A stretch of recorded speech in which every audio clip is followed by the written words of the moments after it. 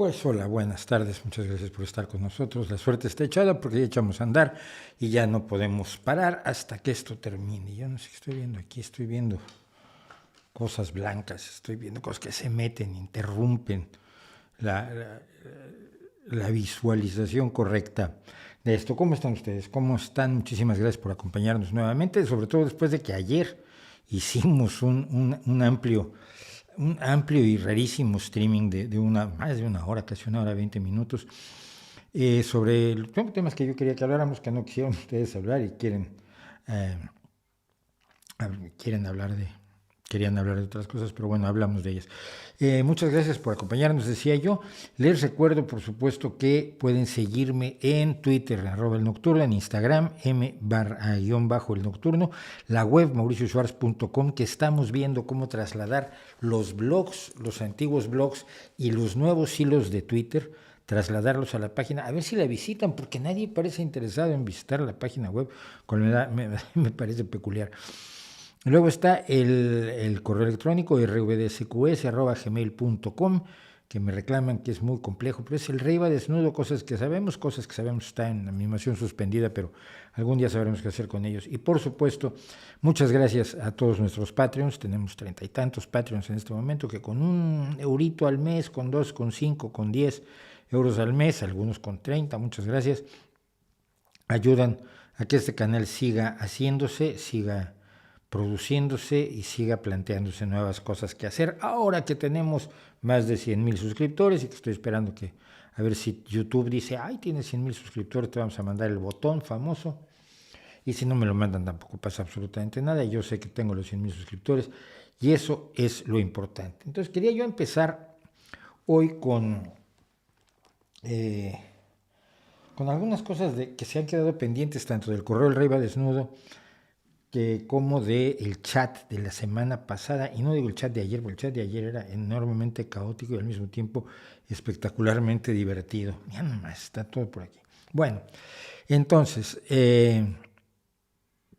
gracias a Arguea porque le gustó el directo de ayer y el video del Opus. El video del Opus todavía no llegan a echarme la bronca, salvo un opusino, que le dije, tú eres opusino, me estás insultando. Oye, no, yo pensé, si eres del Opus, eres opusino, me estás descalificando. No, no te estoy calificando, eres un agente del Opus y vienes a hacer la labor que tienes que hacer de defensa del Opus. Es tu trabajo, es lo que tienes que hacer, es tu labor.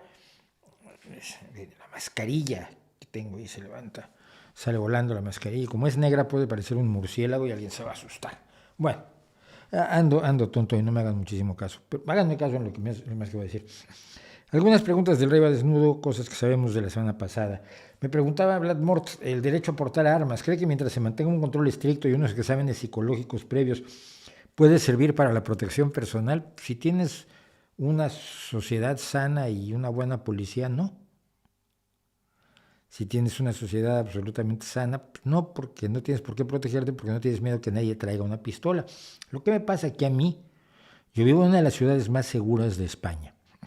Yo salgo de noche y mi hija que vivió conmigo muchos años aquí salía de noche a los 15, 16 años y yo sabía que estaba muy segura. Y estoy seguro de que aquí nadie me va a disparar con una pistola, entonces sería absurdo yo traer una pistola. Una vez me pasó que en Madrid, que me metí en un barrio de esos donde dice uno, lo mira uno y dice, yo no debería estar aquí, con la cara de extranjero que tengo. Fue la primera o segunda vez que vine a España. Y de pronto un tipo se puso atrás de mí. Y dije, uy, malo. Me crucé la calle, se cruzó atrás de mí. Dije, malísimo. Me vuelvo a cruzar la calle y se vuelve a cruzar. Y claro, va cortando distancias. Entonces pensé, pistola no trae, esto no es México. ¿Qué puede traer? Navaja. Si lo mantengo a 6 metros de distancia, 5 metros de distancia, la navaja le sirve para limpiarse las uñas. Si dejo que se me acerque, estoy perdido. Entonces me giré y le pregunté qué se le ofrece. Dijo, ¿qué quiere? Se quedó así. No, ¿qué pasa? A ver, ven, acércate. Entonces dijo él, está completamente loco. Por supuesto, si él se acercaba yo me iba a alejar. Pero le digo, acércate, ven, ¿qué quieres? Y me miraba, ¿qué hago ahora? Digo, no, ven. dio un paso al frente y salió corriendo. Por supuesto, cuando llegué al hotel donde estaba yo con otros escritores y demás, pues estaba yo aterrorizado y con diarrea y con muchísimo miedo. Fue lo único que se me ocurrió, porque mi apuesta era mantener una distancia suficiente para que la navaja no me pudiera, para que no me pudiera atacar con una navaja. Cuando estás en una situación así, las armas no las necesitas. En México sí, en México todo el mundo anda armado y es normal. Yo me acuerdo una vez que unos chicos en el barrio, yo vivía en la Roma Sur, tampoco vivía yo en un barrio popular o de peligro, y varios de los vecinos salieron armados porque había unos chiquillos que vivían en una casa abandonada que había en la esquina y luego saltaban por las azoteas y entonces por las azoteas de las casas, todos a pequeñas casitas, una junto a otra, de estas clásicas de la Roma Sur, y salían todos los vecinos armados. México tiene razón de estar armado, en Estados Unidos es absurdo. Hay países donde están armados pero no se disparan. Suiza tiene más armas per cápita que Estados Unidos, pero la gente no está acostumbrada a dispararse porque no tiene la cultura de las armas y de que las armas sean un método de resolución de problemas, que sí es una cultura clarísima en los Estados Unidos. Entonces no es de control estricto ni de exámenes psicológicos, es de que hay toda una cultura, toda una visión nacional que establece que las armas son el método para resolver una serie de problemas sociales, personales, familiares, etcétera, etcétera, y se echa mano de las armas no para defenderse, sino para resolver todo tipo de problemas. Entonces, yo creo que el problema no es otro país que tiene una gran cantidad de armas, y esto incluso lo vio, y mira que para que lo vea él es difícil, el documentalista de Roger and Me, ahora olvidé su nombre, el de la gorrita roja, que cuando hizo el documental sobre armas, estuvo con Charlton Heston, vio que en Canadá hay muchísimas armas, ¿no? La gente no se dispara. ¿Por qué? Porque la cultura en Canadá es diferente. Tú pisas a alguien y te dice, ay, perdón por poner mi pie abajo del tuyo. Es otra forma de ver el mundo. Y la forma de ver el mundo que han adoptado Estados Unidos y que no tiene visos de cambiarse en las escuelas, en los medios de comunicación, en la política misma, cuando los congresistas estadounidenses hacen campaña tomándose fotos con fusiles, como la tremenda psicópata de la Marjorie Taylor Greene, pues lo que estás haciendo es fomentar precisamente esa cultura. Así que no. Del chat, Héctor Fernández me decía que no se refería al cheque de vivienda. Hablamos del cheque de vivienda de España, pero eso no hablaba de un cheque de 400 euros para consumir cultura que va a dar el gobierno español, que me parece fantástico y magnífico. Y si hay polémica porque incluirá los videojuegos y los toros. Para empezar, si para ti son iguales los videojuegos, no para ti, el que me hizo la pregunta, sino para cualquiera que esté haciendo polémica, ¿son iguales los videojuegos y los toros? Tiene un problema él. Dos, lo sí, Michael Moore, muchísimas gracias, Brian Jiménez, el documentalista es Michael Moore. Dos, los videojuegos no son dañinos. El hecho de que la gente compre videojuegos para divertirse en vez de ver cine armenio de vanguardia de los años 60, me parece estúpido. Los videojuegos son parte de la cultura de hoy. Se hace gran música para videojuegos, por Dios, vean la música que se ha hecho para Assassin's Creed, por ejemplo. Yo he oído mucha música que tú al principio la rechazabas, decías, mira, y este es un tema que se escribió para Assassin's Creed. Decías, hombre, por Dios, es un videojuego. Luego ves, se ha creado música, se han creado escenarios, se han creado historias para los videojuegos que son parte de la cultura de hoy, te guste o no. Bueno. Dos, lo mismo pasa con los toros. No te voy a dar mi opinión, pero el que tú consideres que los toros no son cultura es muy legítimo. Tan legítimo como que otras personas consideren que sí lo son. Y mientras no sean ilegales,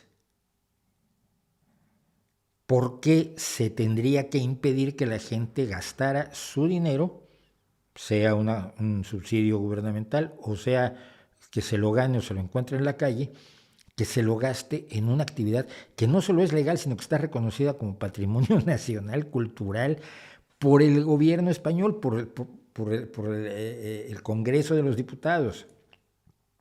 Fue proclamado como tal. Te puede no gustar, y yo creo que es muy legítimo que no te guste, pero decir, ay, no les deberían dar el dinero para que vayan a los toros, entonces, ¿qué les vas a controlar? te voy a dar el dinero y te voy a poner una persona que cuide en qué te lo gastas. No me parece para nada razonable. Me parece muy bien que se le dé 400 personas a la gente para que se divierta, 400 euros a la gente para que se divierta, que mucha falta hace después del confinamiento, que mucha falta hace después de lo que se ha vivido y ¿qué importa que lo usen en videojuegos o en toros por más que te puedan disgustar? Cristian Fabián Ospina Rodríguez, si un país con regulaciones como Estados Unidos pasó lo de los opioides durante años, ¿no desacredita tu confianza en las instituciones? No, pues no está regulado. La regulación es mínima, la regulación sobre la medicina es mínima. Nadie le dice a los médicos lo que pueden o no pueden recetar. Nadie vigila lo que pasa en los hospitales. No hay supervisión gubernamental y no hay medicina privada, no hay medicina socializada que se encargue de supervisar a la privada. Existe la medicina socializada, existe Medicare y Medicaid, pero que generalmente se dan a través de la medicina privada, nuevamente. Los hospitales públicos son escasísimos en Estados Unidos. Las clínicas públicas, lo que pasa es que Medicare y Medicaid funcionan igual que los seguros privados y pagan la atención que te dan en hospitales privados. Así que el problema es ese, que no hay la suficiente regulación. Esto no puede pasar en España porque los médicos, que la gran mayoría de los médicos trabajan en la pública y que por lo tanto no estudian medicina para hacerse ricos. Quien estudia medicina es porque es por verdadera vocación, porque aquí en España no se va a hacer rico, salvo muy pocas excepciones, y sirve a la gran élite y tal. Pero los médicos van a trabajar en la privada, van a tener un sueldo excelente, muy por encima de la media española, pero no se van a enriquecer, pero tampoco pueden recetar lo que se les dé la gana. Tienen protocolos y tienen supervisiones y tienen gente que ve a ver qué hiciste tú con los últimos 400 pacientes que recibiste, a ver si no estás haciendo una barbaridad. Y te puedes quejar de ellos además. Y puedes cambiar de médico. Yo alguna vez cambié de médico, así que... El Observador, las ideas socialistas latinoamericanas son baratijas intelectuales. No, socialismo latinoamericano, salvo las excepciones socialdemócratas, que creo que no son muchas, pero que veo creciendo, por lo menos por la comunicación que tengo con gente de América Latina, pero generalmente las ideas socialistas latinoamericanas son marxismo-leninismo castrista, es decir, el sueño marxista-leninista, pero pasado a través de la experiencia cubana y pensando, primero, creyéndote que la experiencia cubana es maravillosa, cuando sabemos que no es cierto, y segundo, pensando que es reproducible, y no es reproducible. Si no te mantiene la Unión Soviética, no puedes reproducirlo. Se intentó hasta cierto punto en Venezuela, y a Venezuela lo está manteniendo Cuba, que es genial, porque es como si el pariente más pobre es mantenido por el siguiente pariente más pobre, ¿no?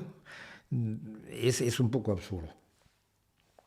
Y finalmente, Jessy Jiménez, ¿qué nos puede decir de la escritora española Cristina Martín Jiménez? Bueno, pues una conspiranoica, es una vendedora de conspiranoias. Ella vendió mucho la historia del Club Bilderberg, y cuando yo en un video, y por ahí están los comentarios, cuando hice el video del Club Bilderberg, vino a reclamarme un poco, pero no tuvo ánimos de reclamar demasiado y se fue muy calladita y muy seriecita. Y ahora, por supuesto, su conspiranoia son las vacunas. Todo aquello que sea la venta de miedo va a ser parte de su negocio. Esto no quiere decir nada más que no tiene ninguna confiabilidad. El señor Frodo dice: Mauricio, ¿alguna reflexión sobre la vacuna cubana y su implementación en Venezuela y ahora en Nicaragua? Vamos a empezar. Vacunas cubanas hay dos: la Abdala y la Soberana. La Soberana se supone que está en fase de pruebas. La Abdala se supone que fue probada. Se supone que fue probada por los cubanos en las instituciones cubanas, y revisaron sus estudios y dijeron: uy, esto tiene un 92% de efectividad, tiene una efectividad mayor que las vacunas que se hicieron fuera de Cuba, es la AstraZeneca, la Moderna, la Pfizer, la de Johnson & Johnson, la Janssen. Que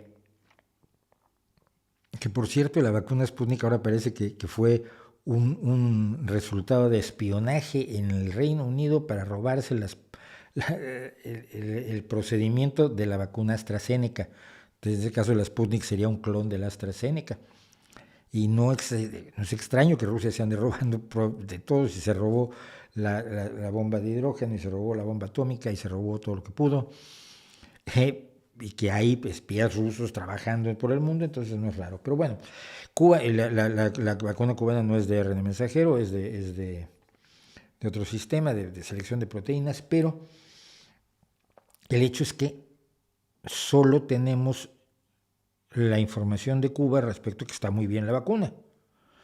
No se ha publicado absolutamente nada en ninguna revista científica que pueda ser arbitrada por pares, es decir, donde otros científicos analicen los procedimientos de los estudios y vean si la metodología es correcta o tiene algún defecto que haga dudar de los resultados. Eso es el arbitraje por pares.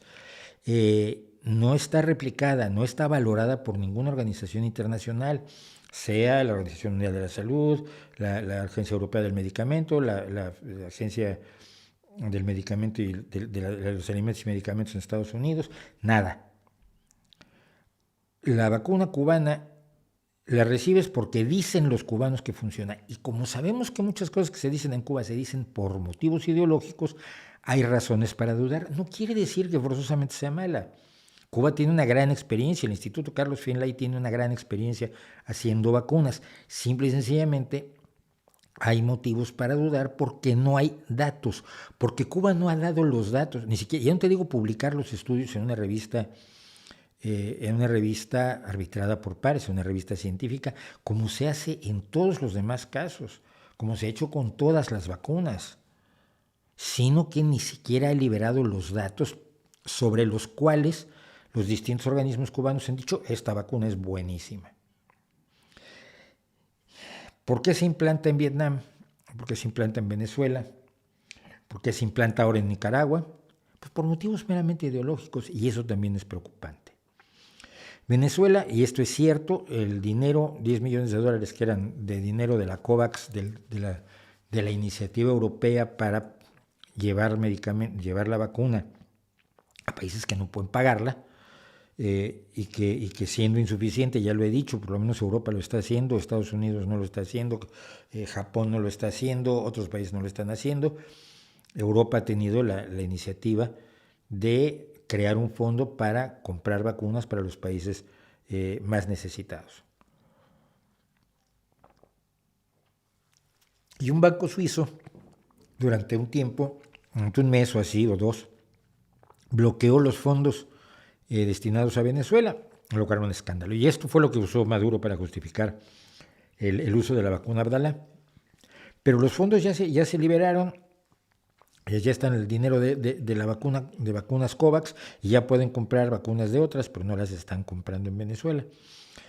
Otra vez, el dinero se va a usar para otra cosa, no lo sabemos. ¿Quién está vigilando cómo se usa el dinero en Venezuela? Pues nadie. Y tanto Venezuela como Nicaragua, y creo que muy pronto México también,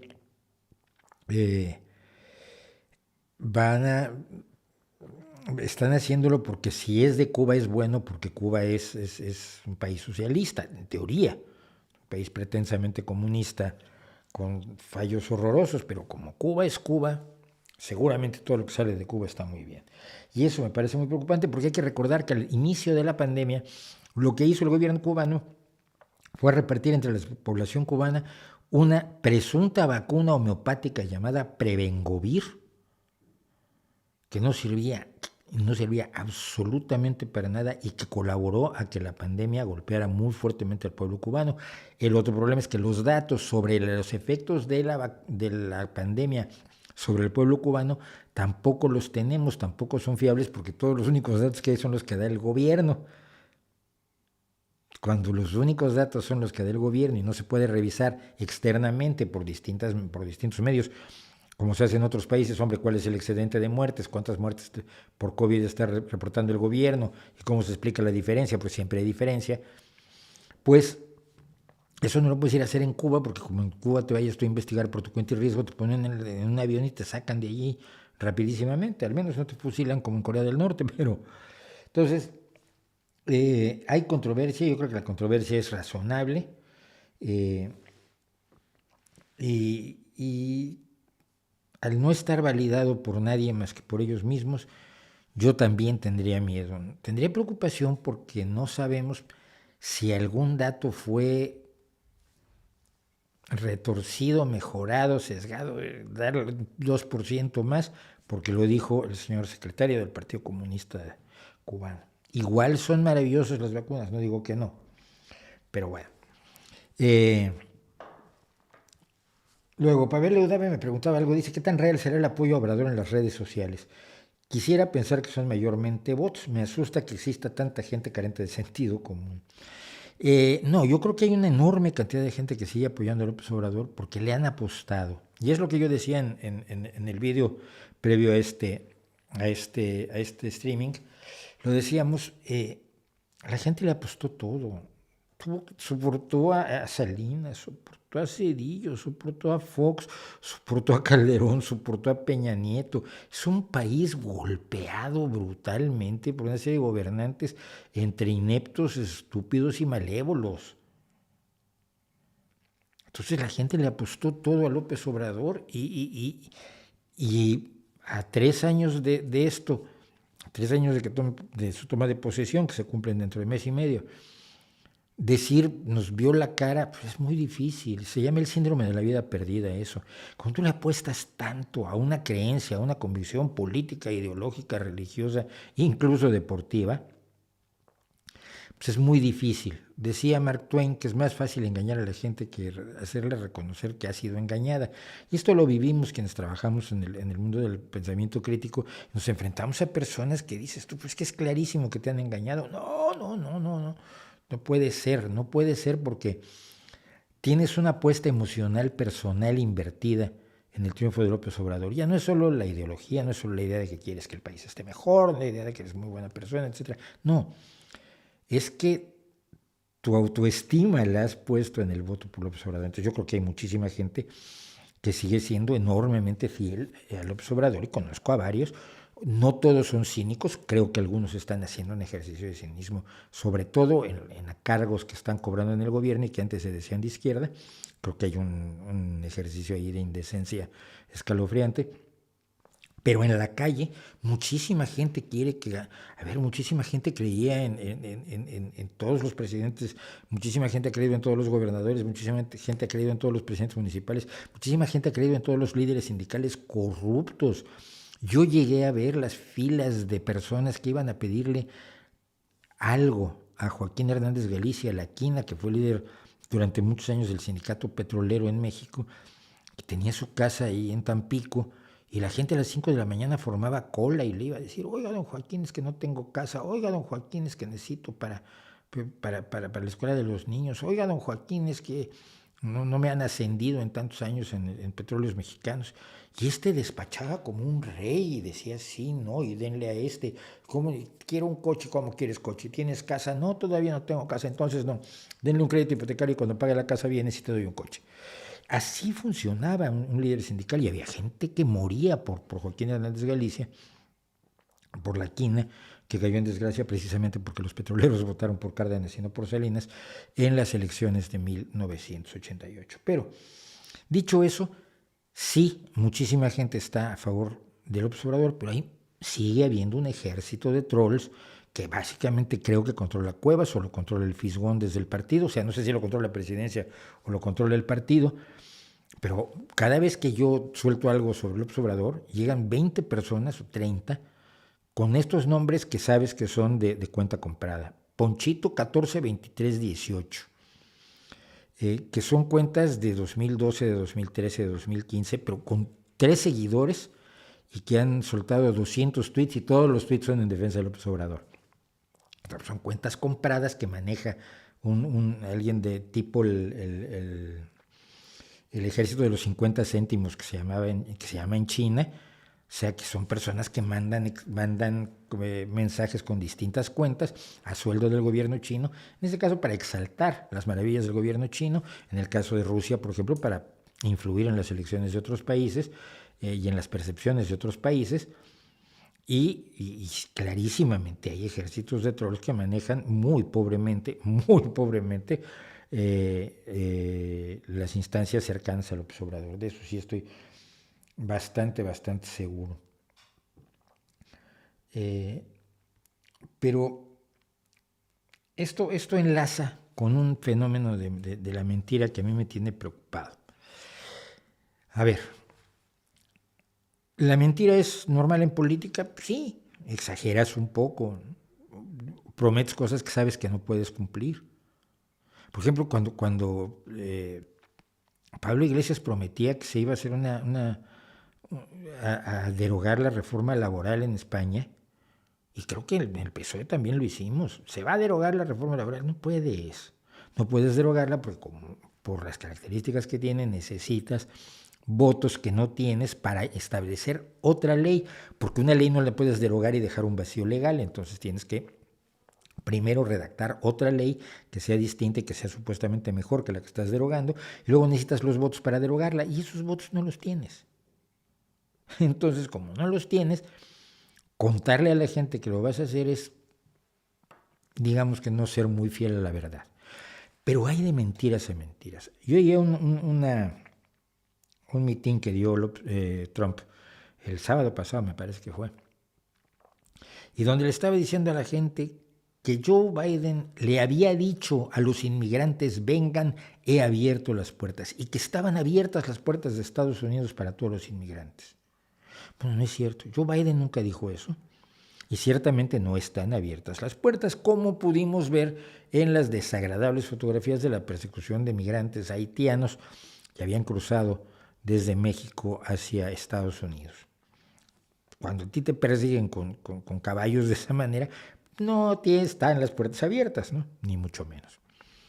Luego dijo Trump que aquí él iba a, o sea, ya prácticamente está afirmando que va a volver al competir por la presidencia en el 2024, que ahora va a terminar el muro que fuera su gran promesa de gobierno. Del muro no se levantó ni un kilómetro, pero está prometiendo que lo va a terminar porque ya casi estaba terminado, si los inmigrantes se están colando por los huecos que quedaron, cosas así. Pero dijo una cosa que es tan preocupante que alguien la diga, que los demócratas estaban promoviendo el aborto hasta los 9 meses de gestación. No creo que ningún defensor del derecho de la mujer a decidir sobre su propio cuerpo pudiera defender el aborto a los 9 meses de gestación, porque cuando el producto, el nacitur, puede vivir independientemente de la madre, en general se le considera una persona viva. Y cuando matas a una persona viva, entonces ya es asesinato. Yo no creo que sea asesinato cuando todavía no es una persona con sistema nervioso, con capacidad de vivir independientemente, etc.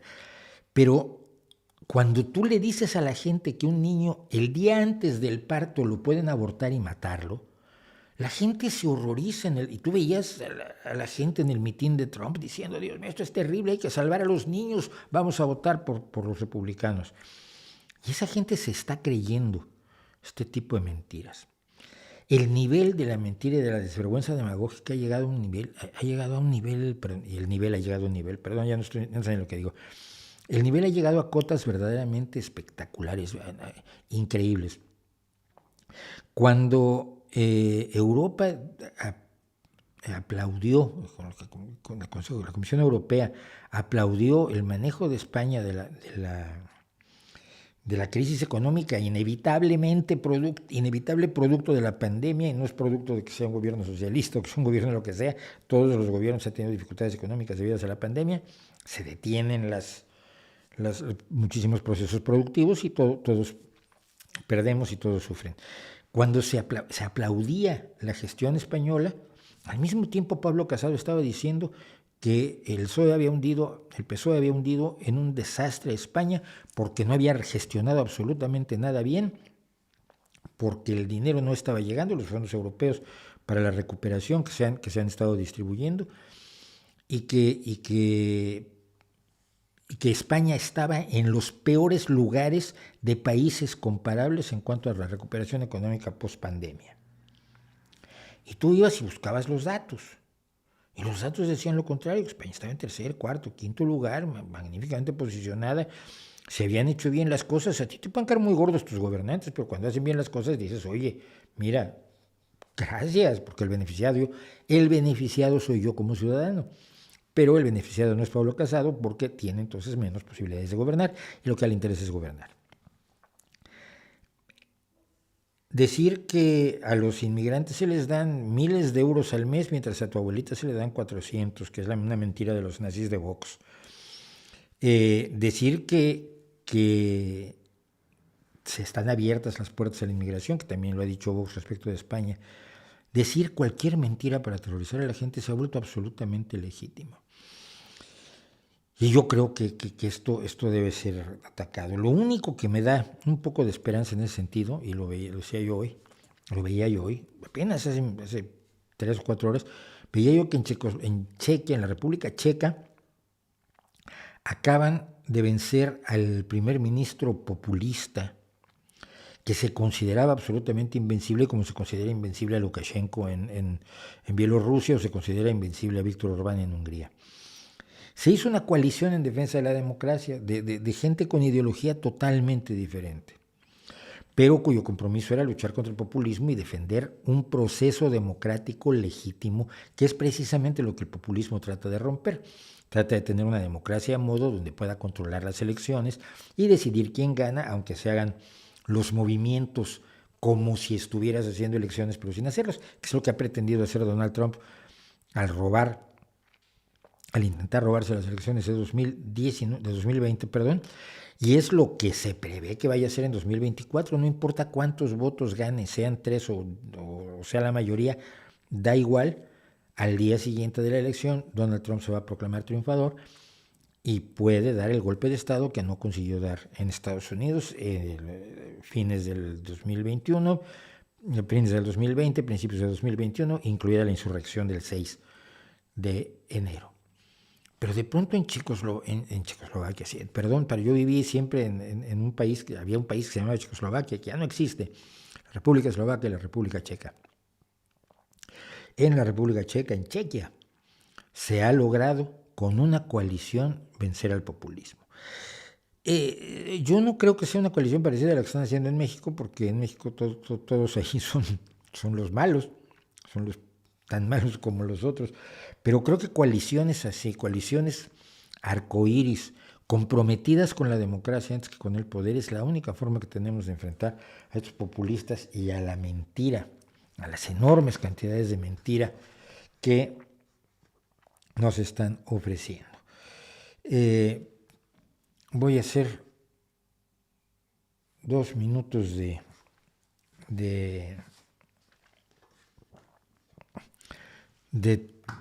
chat porque los veo muy activos, contrólense. Ileana Barrera, a ver, no. Mauricio, ¿sigues sin escucharse la música cuando mandas a corte? No mandé a corte nunca, yo no mando a corte. No sé de qué hablas. No. Se manda a corte cuando dices control, pero aquí no hay control, no hay nadie más que yo aquí. Dice Ileana Barrera, ¿qué opina de la declaración del príncipe William que dice necesitamos que las mejores mentes del mundo se centren en arreglar este planeta, no en buscar otro lugar para vivir? Pues bobo, porque no son excluyentes.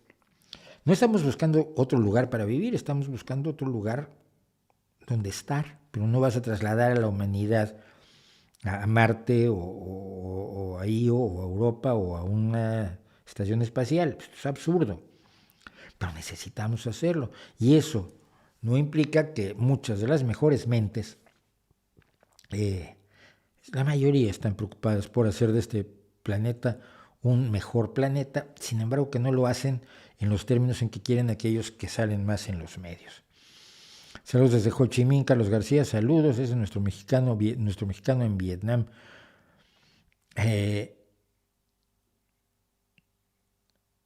Un corte de cabello muy guay, gracias Ileana. Hoy fui a cortarme el pelo y nunca me lo habían cortado tanto, pero siento que me tengo que ir de maniobras con la Legión ahora, ¿no? Me dejaron como un corte militar, con la barba larga parezco de la Legión. Qué horror. ¿Qué videojuegos le gustan, Mauricio? Ya lo he dicho, a mí me gustan mucho los juegos de estrategia. Estoy ahora empezando a jugar Age of Empires, perdón. Jugué muchísimo Civilization, jugué SimCity, jugué SimAnt. Me gustaron los primeros juegos de FPS, de First Person Shooter. Entonces yo jugué desde Wolfenstein.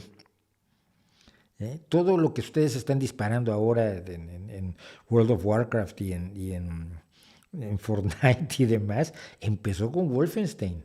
Y de hecho el esquema sigue siendo muy parecido. Entonces yo jugué de Wolfenstein para arriba, Quake, Doom, todos los juegos estos de ID Games de mata-mata, de first person shooter. Me gustan mucho los acertijos, jugué mucho Machinima, jugué mucho todos los de The Room, por ejemplo, que son juegos además para iPad, me han gustado muchísimo. Y ahora juego además juegos bobos, de tipo, casi tipo Candy Crush, que es el Toy Blast y el Royal Match. Son para niños, pero a mí me encantan, yo me divierto mucho con ellos, y que al que no le guste, se enoje conmigo. Entonces, bueno, ¿qué más? ¿Conoce el periodista mexicano Eduardo Ruiz Gili? Lo vi, pero nunca lo conocí en persona.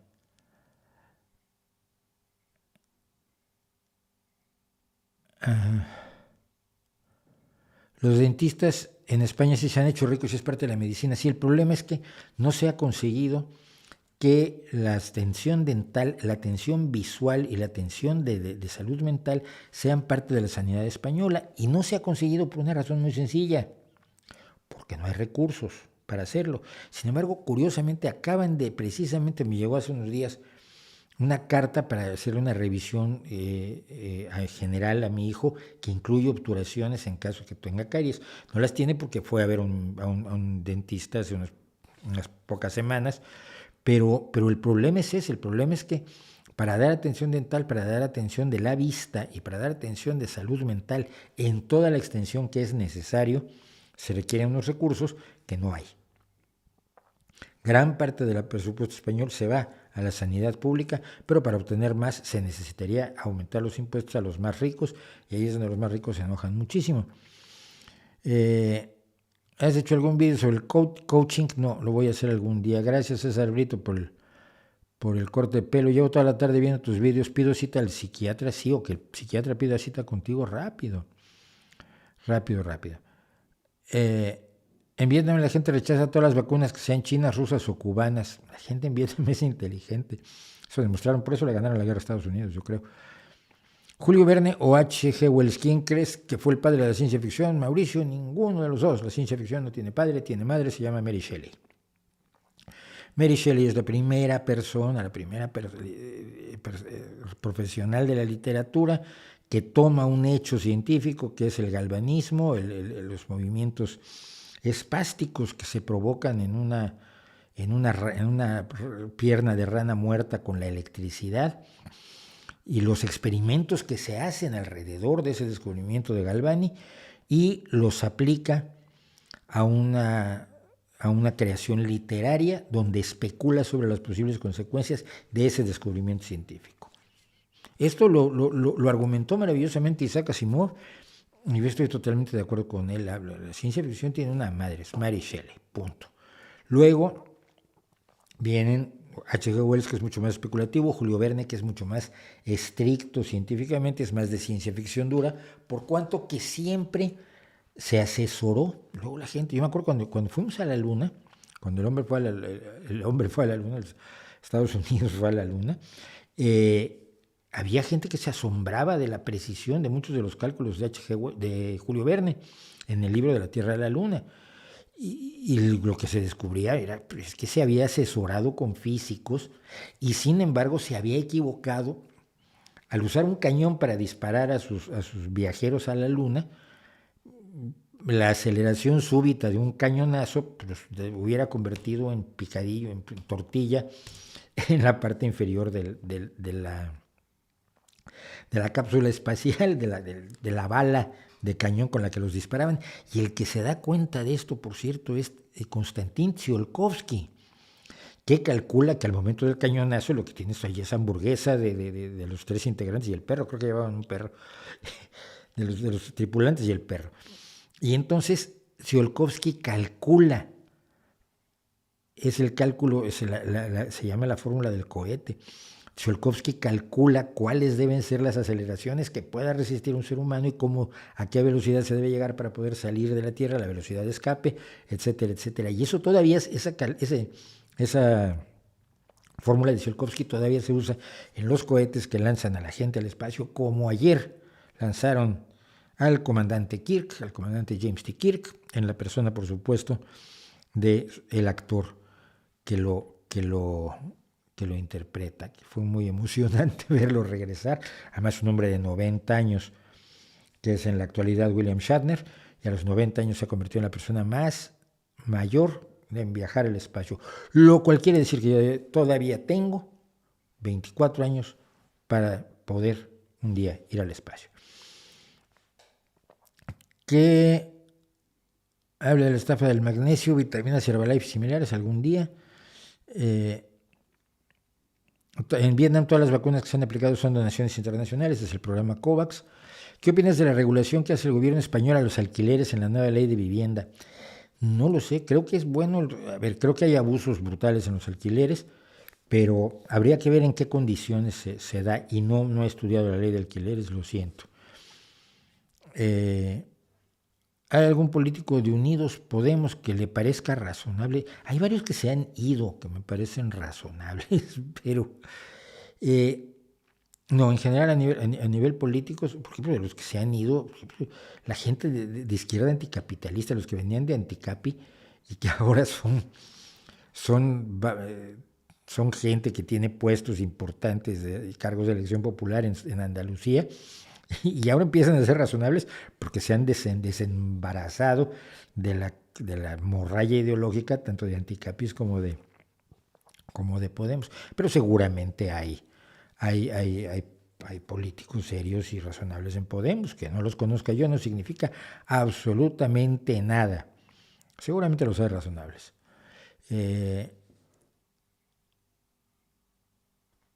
Desde el momento en que prometes algo desde la oposición es muy probable que estés mintiendo. No, eso me parece una mentira brutal, pero es una acusación sin bases, ¿no? No puedo prometer algo desde la oposición y no estar mintiendo, al contrario. La psiquiatría y la psicología son en gran parte una pseudociencia, cuando no son experimentales, cuando no son con base en evidencias, en estudios científicos, sí, pero y ahí cada vez estamos mejor. Por eso hoy, por ejemplo, hay antipsicóticos, y hoy, por ejemplo, es más fácil luchar contra algunos problemas mentales que antes eran absolutamente incapacitantes y que tenían una parte de la población desconectada y aislada, ¿no? Entonces,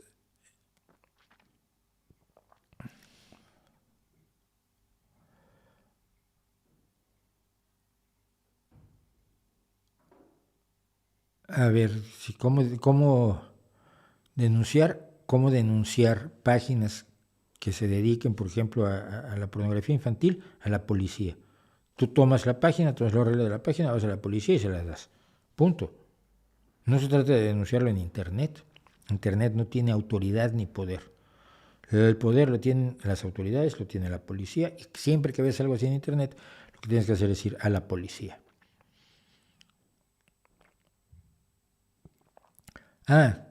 Que cuando la semana pasada te tomé el descanso y no se escuchó la música, no, se quedó abierto el micrófono y fue un error y ya no pasa absolutamente nada. Película animada favorita, pues no sé. Recientemente me gustó mucho cómo enseñar a tu dragón.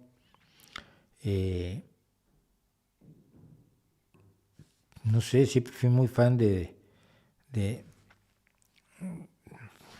pues, ¿quién? A ver, películas animadas. Que siento un dálmatas, por ejemplo, me gustó muchísimo cuando era yo pequeño. Que hay una enorme cantidad y me cuesta trabajo. El día antes de Navidad, la noche antes de Navidad, Night Before Christmas, me parece excelente. Y además hay muchos tipos de animación, entonces tendría que decir que es mi preferida de stop motion, que por ejemplo ahí estarían las de la oveja Shaun y las de todas las que produce el estudio que hace la oveja Shaun, que me parece brillante, hasta la animación bidimensional, la animación en capas de Walt Disney, y por supuesto la animación por computadora o ordenador, la CGI, la Computer Graphics Image. Entonces es difícil decirlo. ¿Cuándo una charla sobre Gustavo Petro? Cuando sepa quién es Gustavo Petro, porque no lo tengo no lo he. No tengo información suficiente y no he tenido tiempo de meterme a estudiar el caso de Petro. ¿Confía tanto en la coalición que ganó en Chequia? No. Confío en que se mueva hacia la democracia más allá del populismo. ¿Son los equivalentes al PP y Ciudadanos los que gobernarán? Te aseguro que no.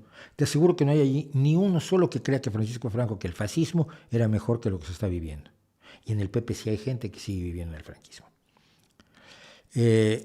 Los socialdemócratas no llegan al 5%, es un problema grave. Los socialdemócratas deben crecer, pero deben crecer ellos, o debemos crecer nosotros.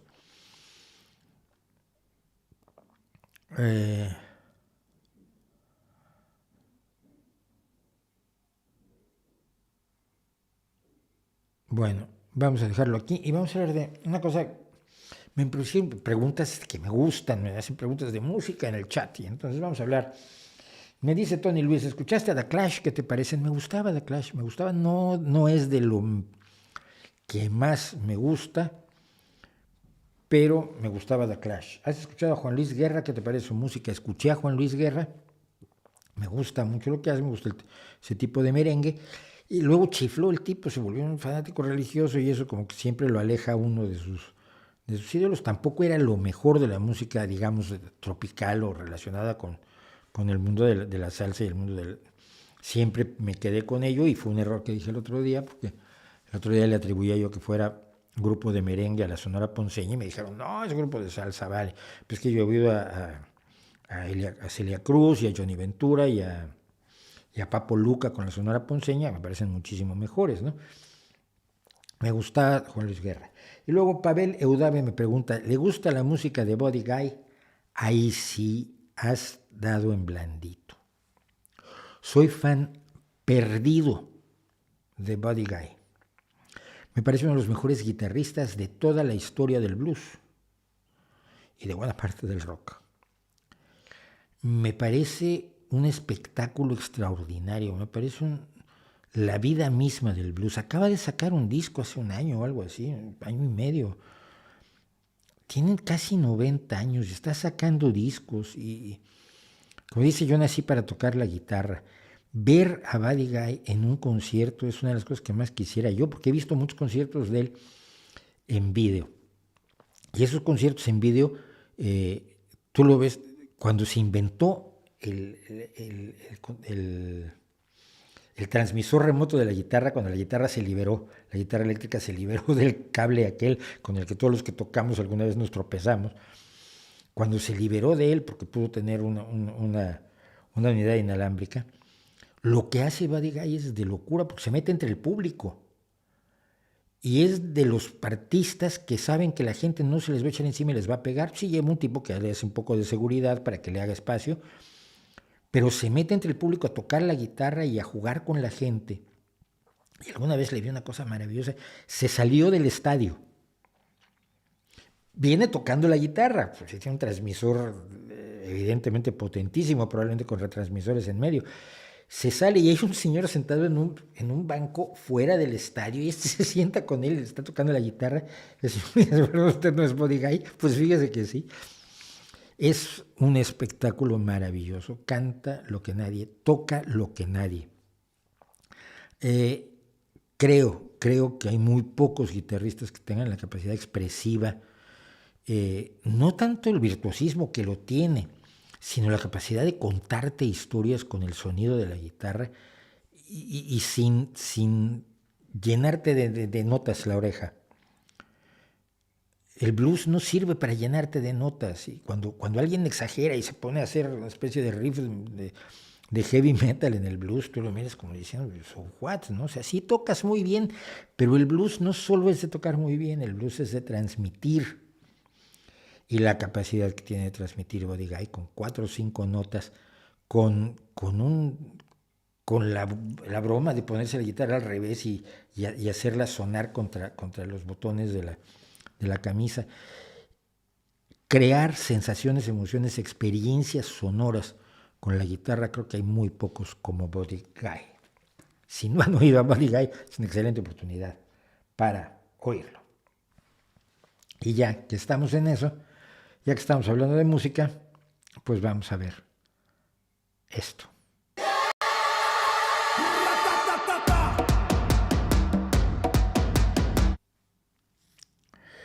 Pues no era esto lo que tenía yo que ver, ustedes van a perdonarme, pero lo que había que poner era esto. Lo otro quizás vamos a hablar de ello o quizás no. Pero esto me derrotó ayer, me enfureció enormemente informarme de lo siguiente. Los Rolling Stones renuncian a cantar Brown Sugar en su nueva gira para evitar conflictos. ¿Conflictos con quién? Los Rolling Stones tienen un problema. Han perdido la base, el pie veterano real de los Rolling Stones. Yo con Ronnie Wood no puedo y nunca pude y lo siento. Y no pude con la mayoría de los guitarristas que pasaron por allí después de la muerte de Brian Jones.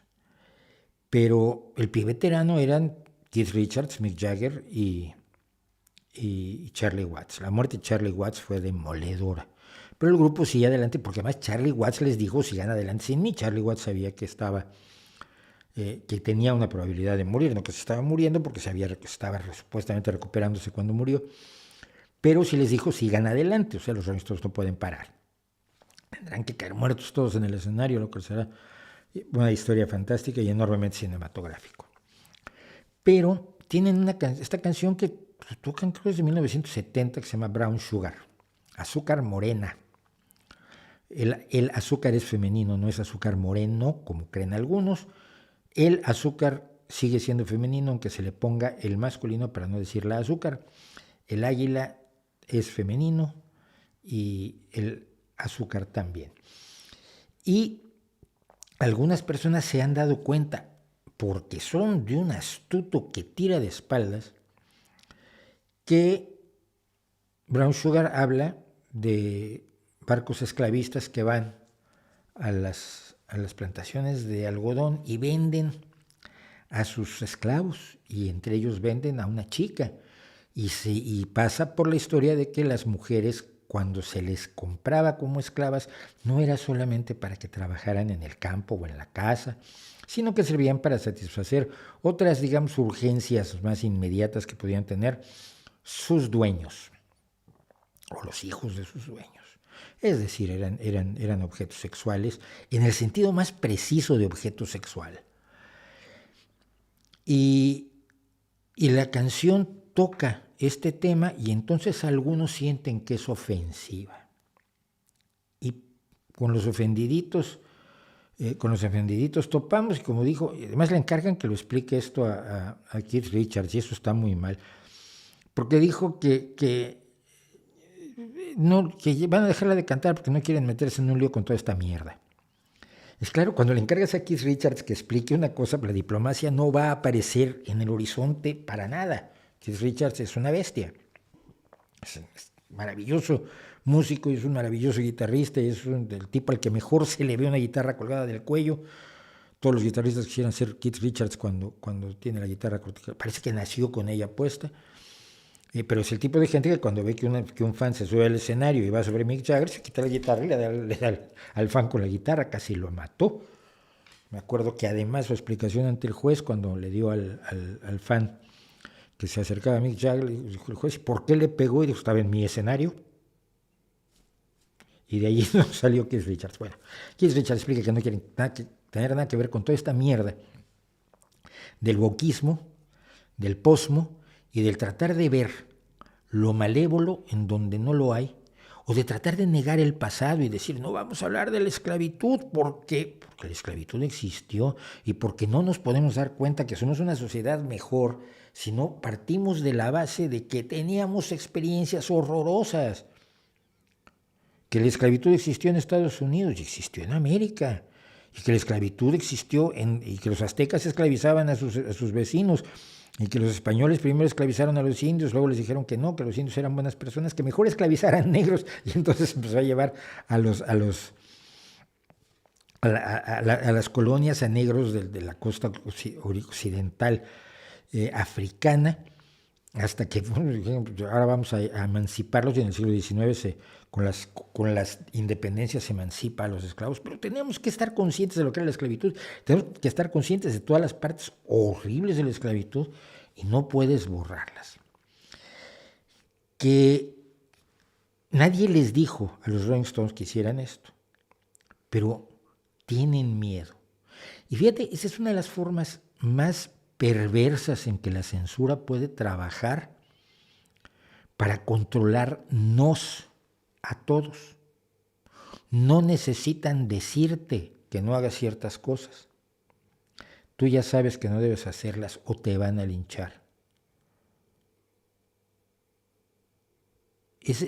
Pero es el miedo del cuento de la criada.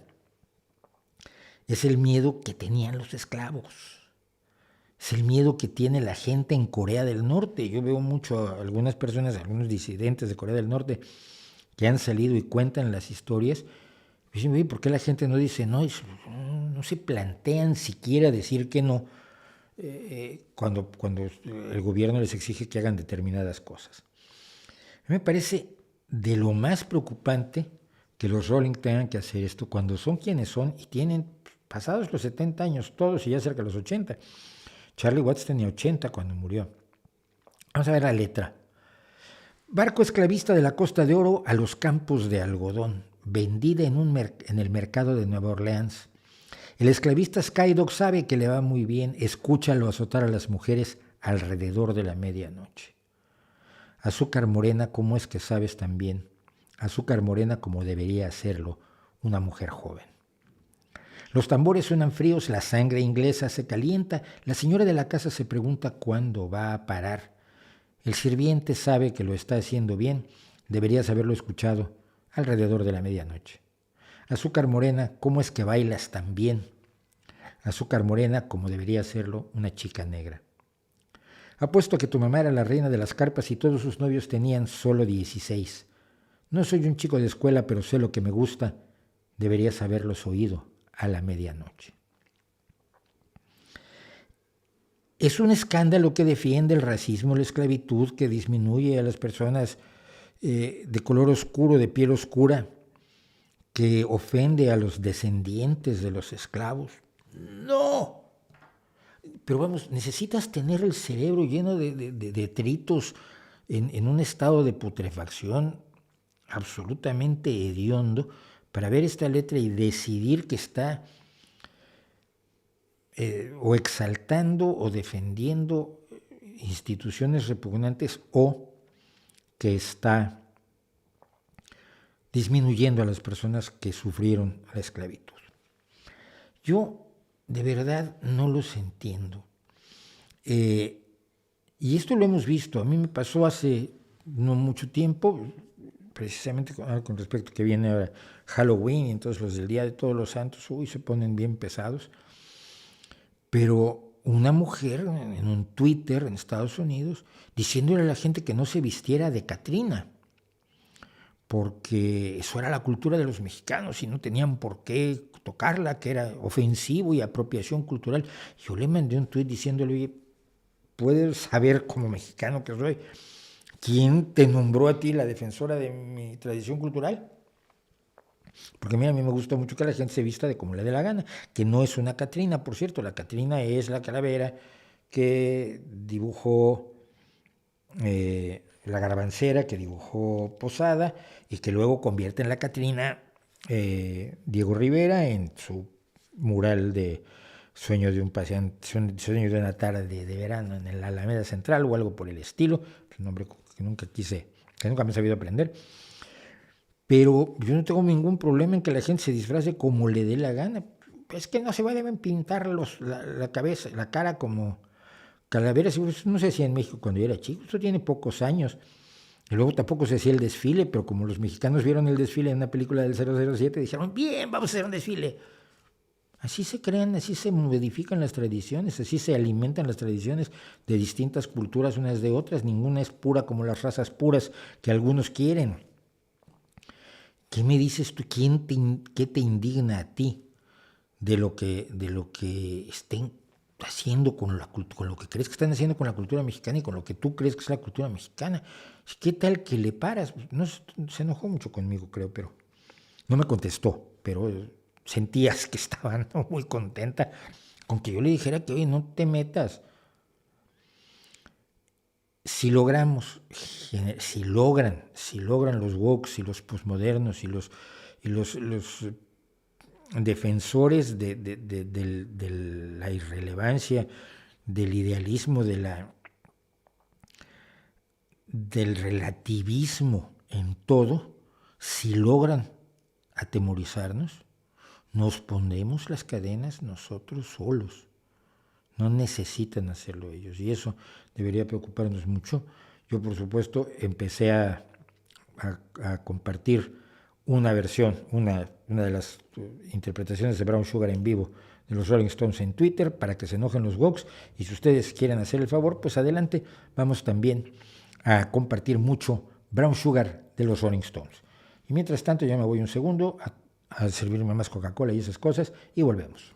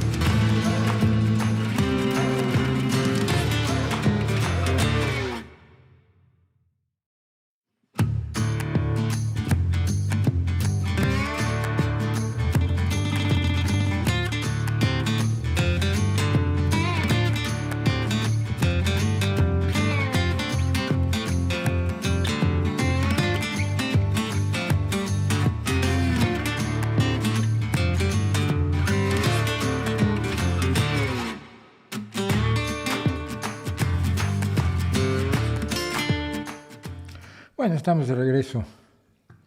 Estamos de regreso con ustedes aquí en vivo y con todo el rebadesnudo de nuestro streaming semanal.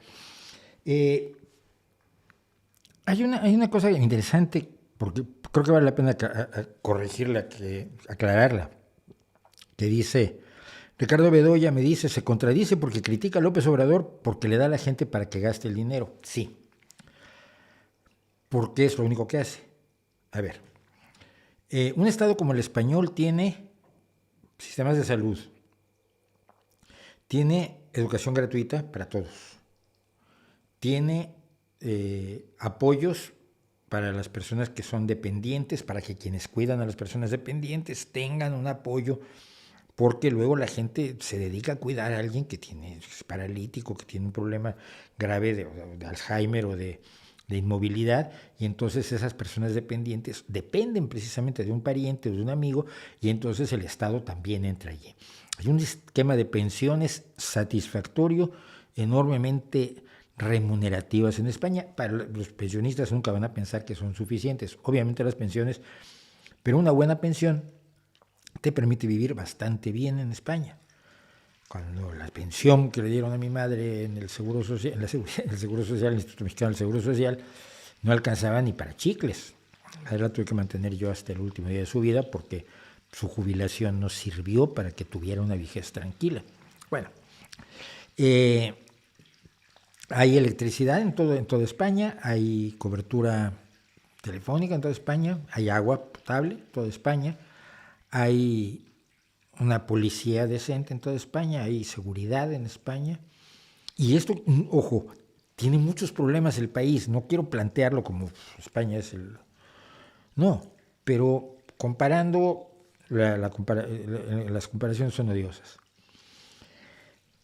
Para llegar a un nivel así, México necesitaría emprender una serie de programas sociales que empiezan en la educación indígena. La educación de esos indígenas a los que no quiere educar López Obrador porque tienen sus usos y costumbres y venden niñas. Habría que electrificar, habría que educar en muchos aspectos, no solamente la educación de enseñar la historia patria y decir que Morelos era maravilloso, que es a lo que se dedica López Obrador, sino enseñar a la gente realmente a vivir en un mundo que es distinto del mundo campesino, rural, indígena, mexicano, prácticamente encerrado en el siglo XVII por disposición de todos los mexicanos desde la independencia. Ahí todo el mundo es culpable. Es decir, la inversión que tendría que hacer el país la tendría que hacer institucionalmente. Cuando tú lo que haces es dar dinero y nada más, destrozas una seguridad social para los que no tenían seguro social, que no tenían ni seguro social del Instituto Mexicano de Seguro Social, ni del Instituto de Seguridad Social y Servicios de los Trabajadores del Estado, que era el Seguro Popular. Destruyes el Seguro Popular, pones un INSABI que no sirve, que no ha logrado sustituir al Seguro Popular, pero a la gente le das dinero. Pues ese dinero lo va a tener que gastar probablemente en médicos. El dinero no es una solución para un problema social como es el de la pobreza. En el caso de un cheque de 400 euros para diversión o cultura que ofrece el gobierno español, en el caso de un cheque de apoyo al pago del alquiler, en el caso del cheque bebé, que se le daban 200 euros a cada madre cuando tiene un bebé para que compre pañales, no es que sea la esencia misma de tu lucha, de tu trabajo de combate a la pobreza. Es un extra, es algo adicional.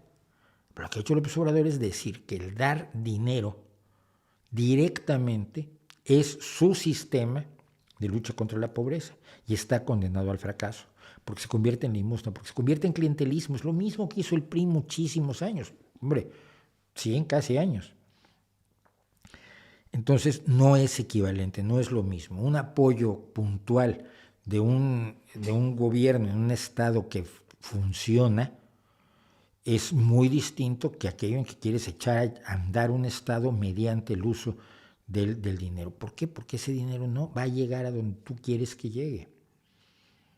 Porque no se va a usar en eso. Por eso, en vez de darle a la gente dinero para comer, le das bonos de comida.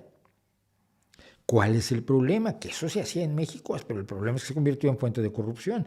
Yo te voy a dar los vales para comprar leche barata, pero tú tienes que demostrarme que votaste por el PRI. El problema, otra vez, es la corrupción. Y en México no ha dejado de existir la corrupción. Bueno, hablando de eso, quería yo hablar de un señor. Hubo algo que hice y luego no lo encontré. Entonces voy a tener que escribir mientras hablo con ustedes. La idea es esta. Ayer hablamos de The Warning, de este grupo que a mí me gusta muchísimo.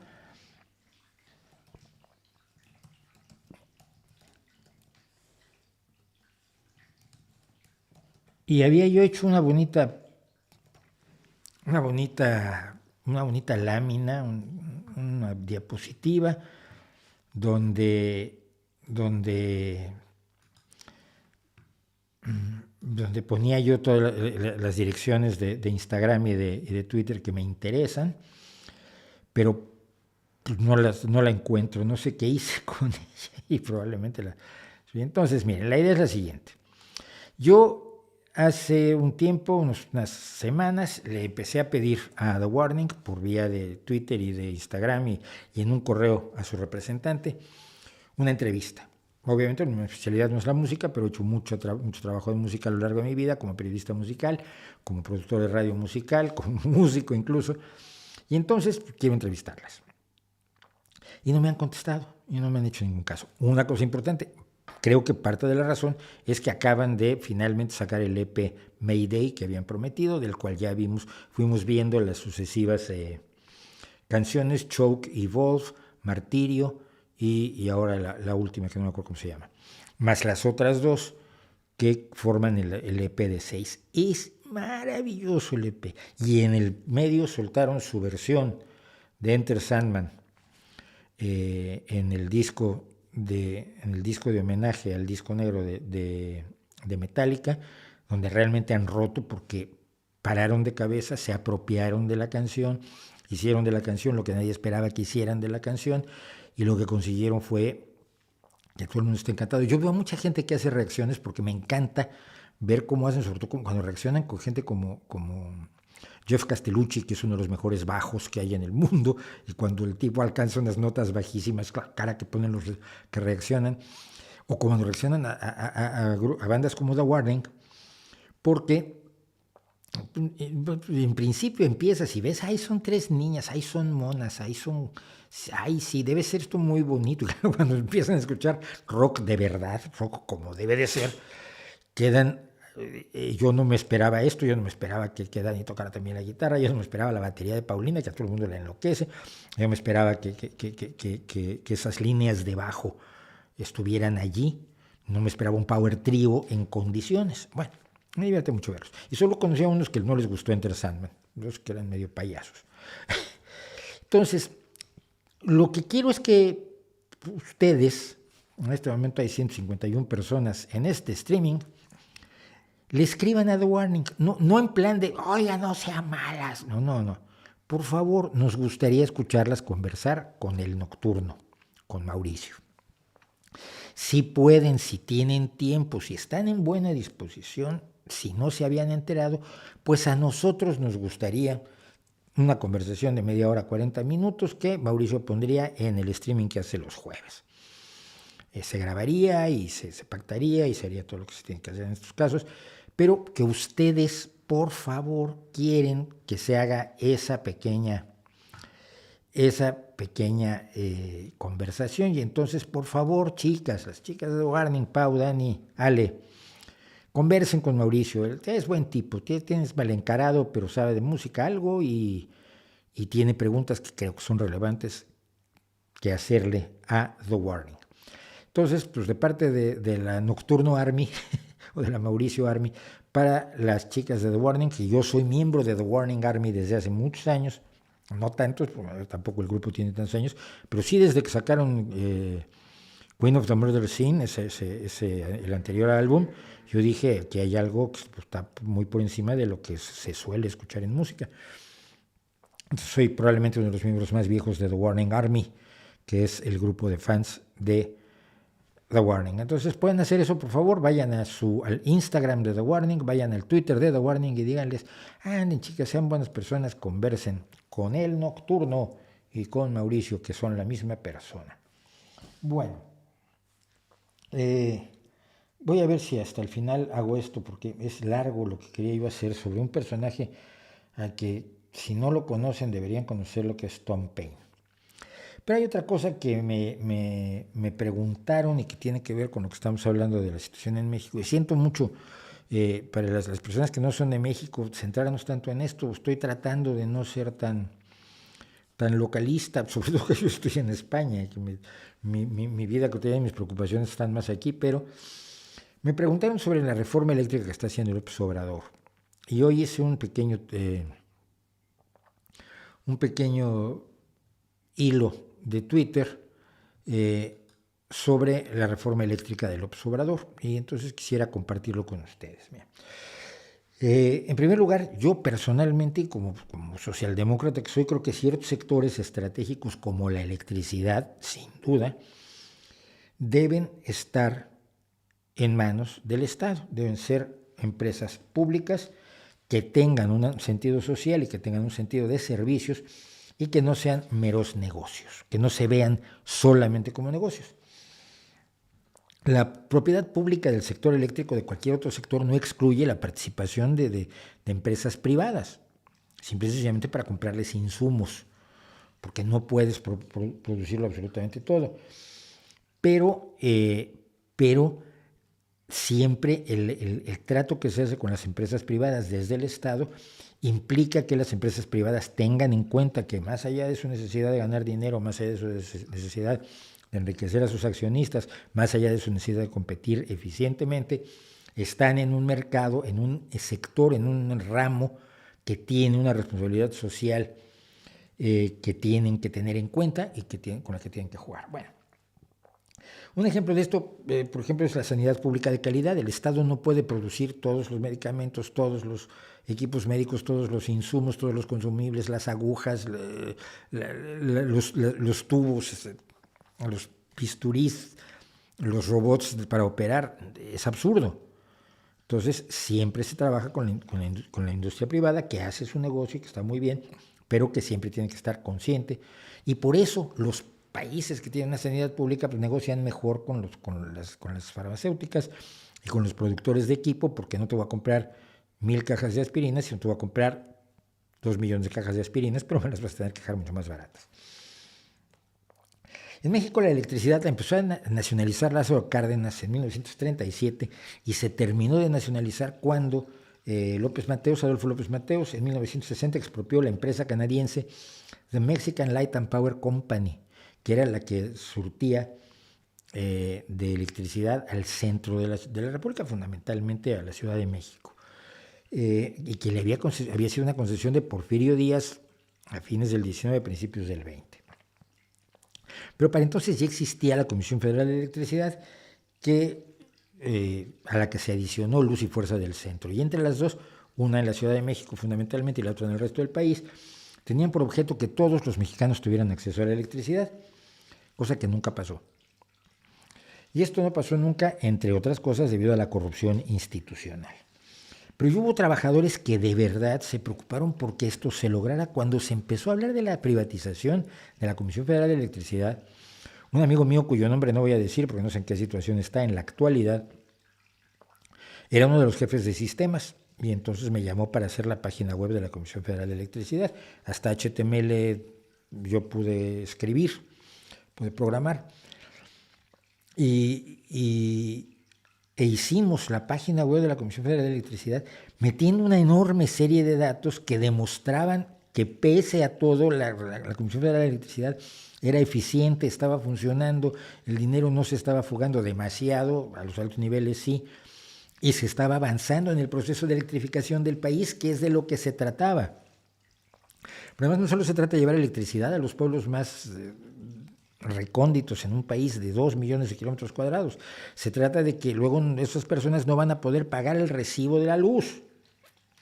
Por lo tanto, tienes que subsidiar el servicio de fluido eléctrico por los beneficios sociales que comporta. Bueno, Nunca se logró la meta, pero aterrizaron los neoliberales, los economistas neoliberales en el gobierno, como Carlos Salinas, y empezaron el proceso de privatización de la electricidad. Como el sector era corrupto, pues tampoco mucha gente se preocupó demasiado por lo de la privatización, por los movimientos privatizadores. Y hubo un proceso en el que la empresa privada entró a la generación de electricidad, pero no a la distribución. Toda la distribución de electricidad en México la hace la Comisión Federal de Electricidad. Y la mayor parte de la generación eléctrica la hace la Comisión Federal de Electricidad.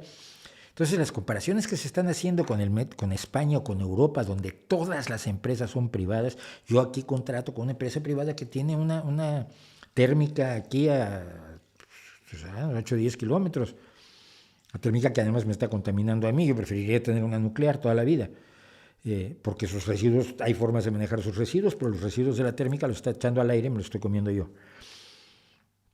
Pero yo trabajo con Hidrocantábrico, que es mi proveedor privado. Y solo en toda España, solo la transmisión de alta tensión la hace Red Eléctrica Española, que es una empresa pública. Entonces no hay comparación. Yo trabajo con una empresa privada que me pone los precios que se dan a través de las subastas, que los mecanismos extrañísimos que diseñó la Unión Europea. No tiene nada que ver con lo que está pasando en México. Así que ni siquiera existe una privatización tal como para admitir los desplantes de López Obrador, ni para justificar vamos a poder comprarle a quien nosotros queremos, que están los liberales también llorando muchísimo en México. No. Limitar la participación privada en México es más estética que funcionalidad. La Comisión Federal de Electricidad es el problema. Y es el problema por sus ineficiencias, por corrupción, por la incapacidad que la domina, y que hoy está en manos de un priista tramposo como Bartlett, que fue el que se encargado de robarle la elección a Cuauhtémoc Cárdenas en 1988, y que no tiene en su estructura interna la posibilidad de lograr lo que promete López Obrador. ¿Qué es lo que promete López Obrador con la reforma eléctrica? Un recibo de la luz más bajo, es decir, electricidad más barata, y electricidad para todos, porque pese a todos los esfuerzos realizados desde 1960, hoy hay 3 millones de mexicanos sin fluido eléctrico. Y que si se los ponen, no van a poder pagar el recibo de la luz otra vez. Entonces, no hay un plan. Si hubiera un plan que dijera, mira, aquí tenemos unos expertos que dicen que lo que se va a hacer en la Comisión Federal de Electricidad al realizar este plan es esto, se van a llevar a cabo estos proyectos, y entonces con esto se va a lograr bajar el precio de la electricidad, y además se va a lograr tener los recursos necesarios para invertir en la electrificación de esos 3 millones de conciudadanos que hoy son ciudadanos de segunda y se están alumbrando con velas y con quinqués en el pleno siglo XXI. Esos estudios, esos trabajos técnicos no existen, ni siquiera se los han planteado. Simple y sencillamente hay voluntarismo, hay ocurrencia, siempre las ocurrencias de López Obrador, hay desplante en plan matón. Vamos a ganarles a estos hijos de eso. No, pero es que el chiste es que puedas hacer lo que estás prometiendo, y eso se consigue con análisis tanto técnicos del sector eléctrico como los análisis financieros que vienen al caso. Cuando tienes a un Bartlett que le sigue dando a las familias Salinas contratos en la Comisión Federal de Electricidad, porque Raúl Salinas es presidente de una empresa que le vende consumibles a la Comisión Federal de Electricidad y gana todos los concursos, porque es buenísimo. El señor que está aquí a la derecha, Manuel Bartlett, sigue enriqueciendo a la familia Salinas, a la que encumbró con el fraude del 88, no va a conseguir aquello que está prometiendo López Obrador enloquecidamente y sin ninguna base financiera, técnica ni sólida. Está simple y sencillamente haciendo otro juego populista de ese nacionalismo. Vamos a acabar con los malvados, con los fifís, con los conservadores, que es muy emocionante, pero que no está dando resultados. La visión es anticuada, es antitécnica, es simplona y es alejada de lo que un Estado serio debe hacer. Y además, no va todo mejor en manos de empresas privadas, porque las empresas privadas son parte de la corrupción. No son empresas de estas como te las pintan Milton Friedman y Juan Ramón Rayo y los hijos de Ayn Rand en su... Ay, son empresas de una pureza y de una... No, son partícipes de la corrupción y pagan comisiones para obtener contratos y el problema es la corrupción, no el Estado ni las empresas privadas. El Estado no es el problema es cómo se gestiona. Así que todo parece, decía yo, en este hilo que termino de contar, un guiñol donde el ultranacionalismo casi trumpiano, simplista y visceral, pone en escena un huracán de pasiones destinado a ser una más, de la dolorosa cadena de decepciones que López Obrador ha ofrecido a quienes le creyeron. Dicho lo cual, yo no puedo apoyar ese proyecto porque me parece simple y llanamente demagogia. Y ahora sí se van a enojar conmigo, ¿verdad? Pues lo siento.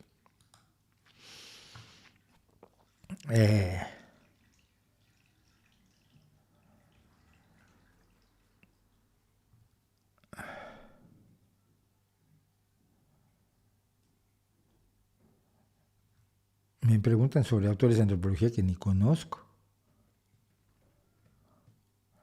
Esto ya lo comenté, Ileana. Busca en los vídeos de la semana pasada. Ya comenté sobre la denuncia de Frances Haugen sobre el estudio de Facebook, sobre el efecto de Instagram. Y lo de Instagram con las precauciones necesarias de que os recuerdo a todos, hermanos míos, que la belleza nunca se ha representado de manera fiel. La belleza siempre se ha representado idealizada, sea en las fotografías de las chicas Gibson del siglo XIX o del siglo XX, donde también se retocaban las fotografías, y quienes son viejos recordarán que las tiendas de fotografía hacían retoque fotográfico. Era como Photoshop o filtros de Instagram, pero hechos a mano. Se hacía. Y todas las pinturas hacen a la gente más guapa de como era en realidad, y las esculturas griegas y romanas también. Entonces, una vez teniendo en cuenta eso, hice algunos comentarios ya sobre lo de Facebook.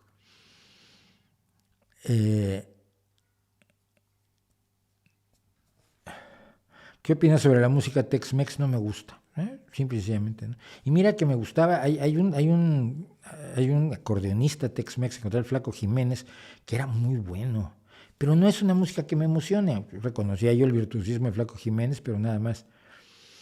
¿Puede ser el uso de la energía nuclear la respuesta a la crisis energética actual? No, tiene que ser, no hay otra. Probablemente algún día tengamos las energías que queremos, limpias y renovables y verdes y no contaminantes, etcétera, etcétera, pero no las tenemos. Lo único que puede ayudar realmente a reducir el consumo de fósiles es la nuclear. Y vuelvo al libro de mi amigo operador nuclear. La energía nuclear salvará al mundo y no hay de otra, no hay opción. Entonces eso es que no queremos nucleares, pues no sabes ni de lo que estás hablando. Y utilizan argumentos, además, que son argumentos de los años 70, que están muy superados, por ejemplo, el de los residuos nucleares, cuando hoy hay reactores de segunda generación que utilizan los residuos nucleares para seguir haciendo electricidad. Entonces lean el libro de Alfredo García, operador nuclear, la energía nuclear salvará al mundo, y yo estoy convencido que si no es con la energía nuclear, y afortunadamente en Europa se están dando cuenta de ello, si no es con la energía nuclear no vamos a parar el cambio climático.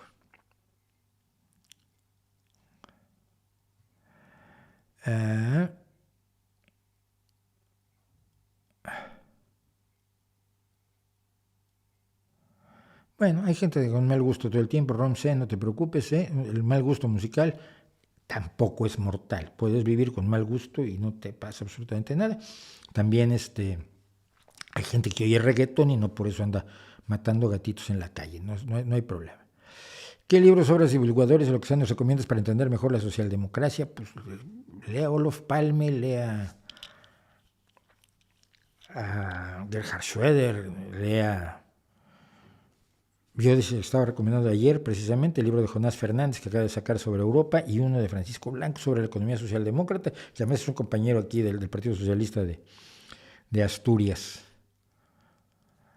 The Warning sería generar una tertulia con el nocturno Mauricio Suárez. Eso, pero díganselos en Twitter a The Warning y en Instagram a The Warning, por favor. ¿La política y la ciencia son compatibles? Yo creo que sí. ¿He sufrido problemas mentales? Yo no.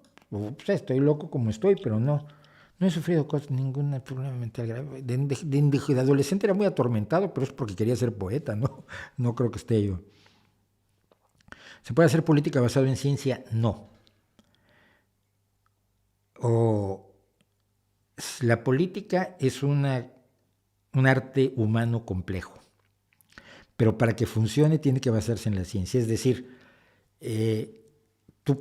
la política es a dónde quiero llegar, pero la ciencia es la que te dice cómo vas a llegar a ello. Si solamente prometes a dónde quieres llegar y no tienes el apoyo, si quieres mejorar la agricultura de tu país, pues vas a tener que utilizar técnicos agrícolas. Si quieres mejorar la electricidad, pues necesitas técnicos, necesitas científicos, necesitas gente que desarrolle, necesitas gente que te explique por qué hay cosas que no se pueden hacer o por qué, por ejemplo, sería bueno que alguien le hubiera explicado a López Obrador que los aerogeneradores o turbinas eólicas que se encuentran por allí no son ventiladores. Porque si tú tienes un mandatario que cree que esos son ventiladores y desconoce la función que cumplen en la generación de energía eléctrica en medio de una crisis de cambio climático en todo el mundo, pues va a tomar decisiones estúpidas. Las decisiones informadas se toman con conocimiento técnico. Eso no quiere decir que los científicos o los técnicos sean los que mandan. Son los que informan a los políticos. Ya comenté sobre demagogia, sí. Busca, las decisiones nucleares se utilizan para reactores de segunda generación. Búscalos.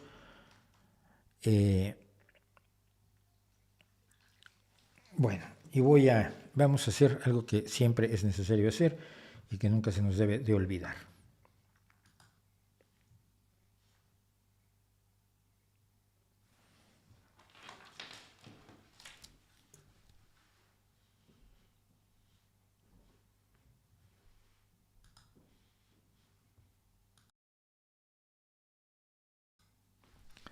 Me acabo de dar cuenta que efectivamente no tengo música tampoco aquí, lo siento, perdón, es que hemos estado haciendo reorganizaciones por aquí y ninguna de ellas nos funcionó. Y además esta es la poeta de ayer, de la semana pasada.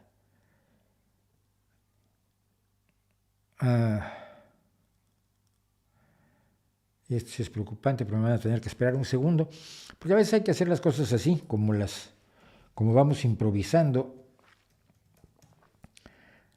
pero pues ¿qué le hacemos? Las cosas a veces son así.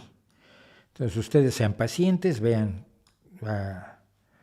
lo que está pasando y de pronto esa foto se cambia por esta foto, que he ido a buscar rápidamente a internet, y entonces ya no tenemos a Concha Urquiza, sino tenemos a Carmen Mondragón, conocida también como Nahui Olin. No hablo mucho de los poetas, pero quiero decir dos cosas.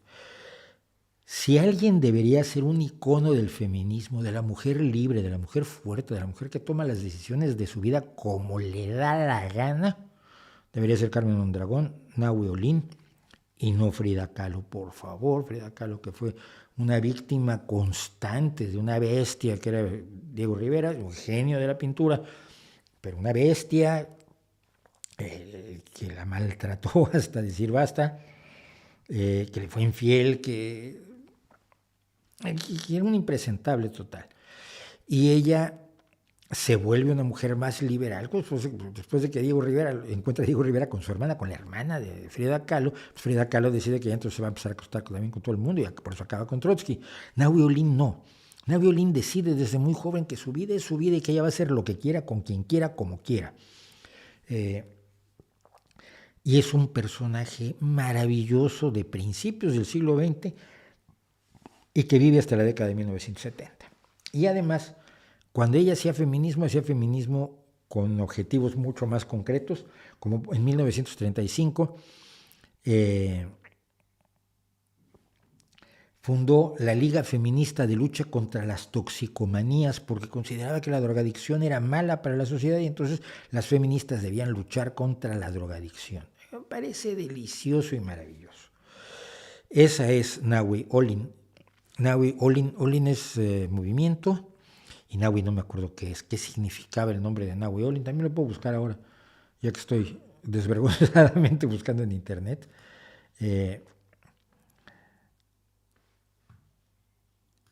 Nahui Olin quería decir que...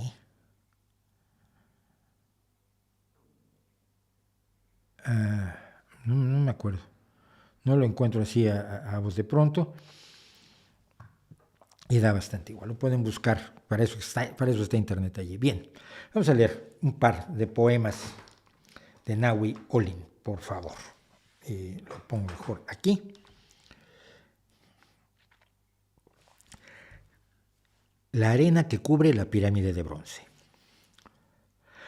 La arena que cubre la pirámide de bronce es la arena de un desierto que aterra, y cuando se levanta pesa como una ola inmensa que aplasta y va subiendo hasta cubrir el bronce de la pirámide que no tiene espíritu, y su materia va sepultándose sin defensa alguna bajo la fuerza de la arena de un desierto que aterra, de un desierto que ocupa un ínfimo espacio en un enorme continente, de un desierto que quema la materia que no tiene espíritu. La materia que va sepultando la arena que cubre la pirámide de bronce. Aquí un poema que creo que es autodefinitorio. Independiente fui para no permitir pudrirme sin renovarme. Hoy, independiente, pudriéndome me renuevo para vivir. Los gusanos no me darán fin, son los grotescos destructivos de materias sin savia y vida dan, con devorar lo ya podrido del último despojo de mi renovación. Y la madre tierra me parirá, y naceré de nuevo, ya para no morir. Un detalle adicional, por cierto, de Nahui Olin es que ella fue además pintora y modelo de muchos pintores, sobre todo de quien fue su amante durante mucho tiempo, el doctor Atl. Entonces, es un elemento sin el cual no se entiende buena parte de la cultura del México del siglo XX, de principios del siglo XX. Finalmente vamos a terminar con esto, para calzarme. Para calzarme los pies tengo que buscar unos zapatos rojos y negros que besen la tierra con las puntas, que perfeccionen los contornos de mis piernas con unos calzados rojos y negros que señalen el peligro de ver mis piernas salir de mis faldas que terminan en las rodillas. Y recojo mis faldas con grandes nudos que no desato más que ante las miradas de aquel a quien le gustan mis rodillas, mis pies calzados con unos zapatos rojos y negros. En mis pasos, que son tan diferentes caminando, he inventado una música moderna que repite mis inquietudes, encarceladas en mis pies calzados de rojo, de negro. Colores que se pueden ver sin ver que hay en mi vida, en mis pasos, en mis pies, algo rojo y negro. Es inquietantemente sensual, lo debo decir, y es una poeta que siempre hay que recuperar, Nahui Olin, Carmen Mondragón.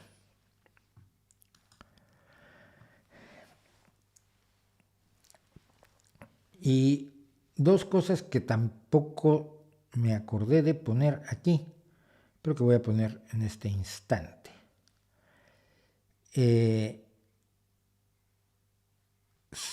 Me han pedido que vuelva yo a compartir cosas de YouTube. Y entonces vamos a compartir algunas cositas de YouTube. Luego pongo los enlaces, se me olvidó, pero tuve un día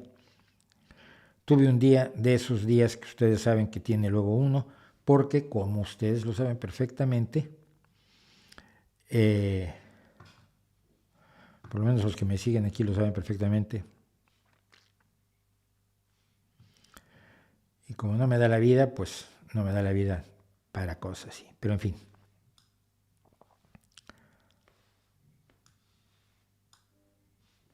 Vamos a intentar poner esta diapositiva.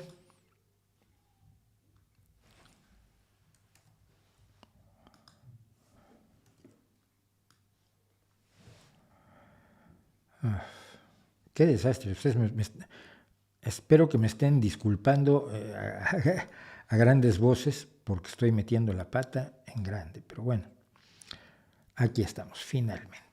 Vamos a poner esto aquí, lo vamos a ampliar y vamos a hablar de estas 6 rápidas recomendaciones de YouTube. Son 6 recomendaciones que me parecen importantes, porque son cosas de las que hemos hablado y tal.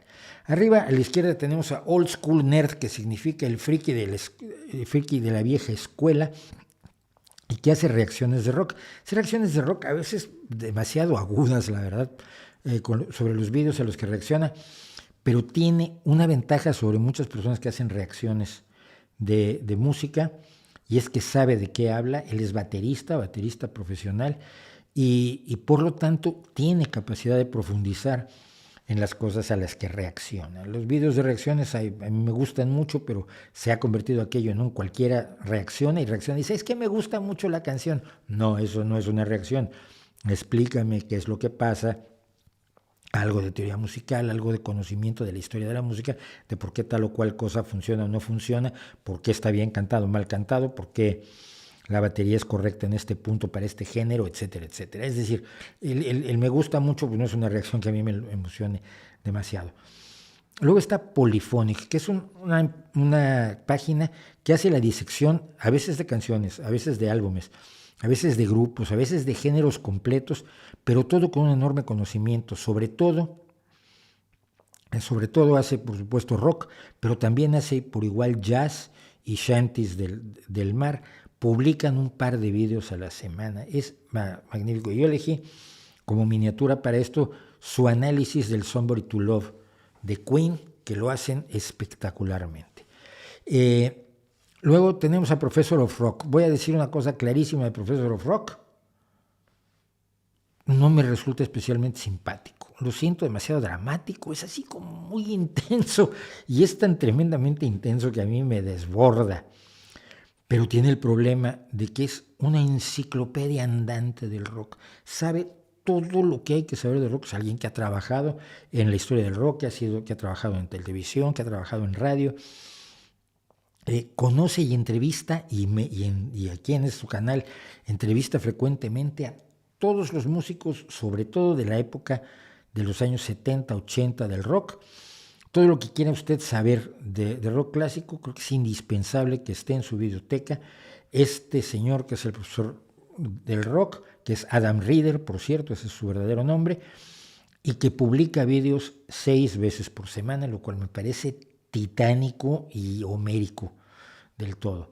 Luego tenemos a Wings of Pegasus. Wings of Pegasus es Phil Henley, que es guitarrista, cantante, profesor de guitarra británico. Tiene una banda que se llama también Wings of Pegasus, las alas de Pegaso, y es un brillante analista desde rock clásico y desconocido hasta rock de lo que está pasando hoy en día.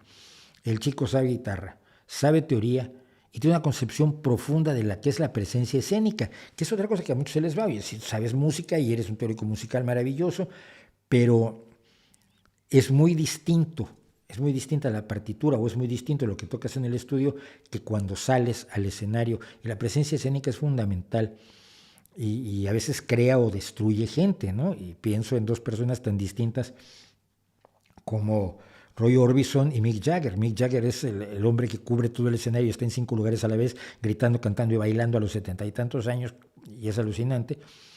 Y Roy Orbison decían que no tenía que moverse y no se movía. Él tomaba su guitarrita, se ponía frente al micrófono y casi sin mover ni una pestaña cantaba, y cantaba con una de las mejores voces que ha dado el rock.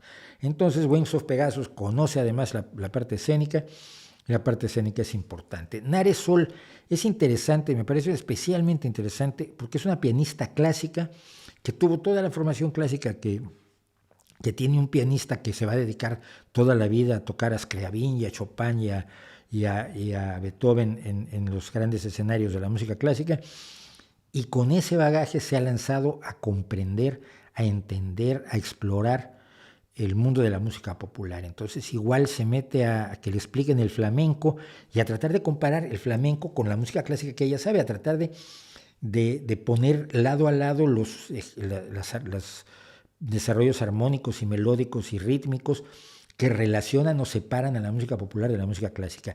Yo la he visto hacer cosas de jazz, la he visto meterse en el bebop, en esta rama del jazz que es enormemente dependiente de la capacidad de improvisación del artista. del terreno de Dizzy Gillespie. Y por lo tanto, las explicaciones que ella te da sobre lo que ve en la música popular se enriquecen con esa visión clásica. Y luego, Professional Musicians React, indispensable.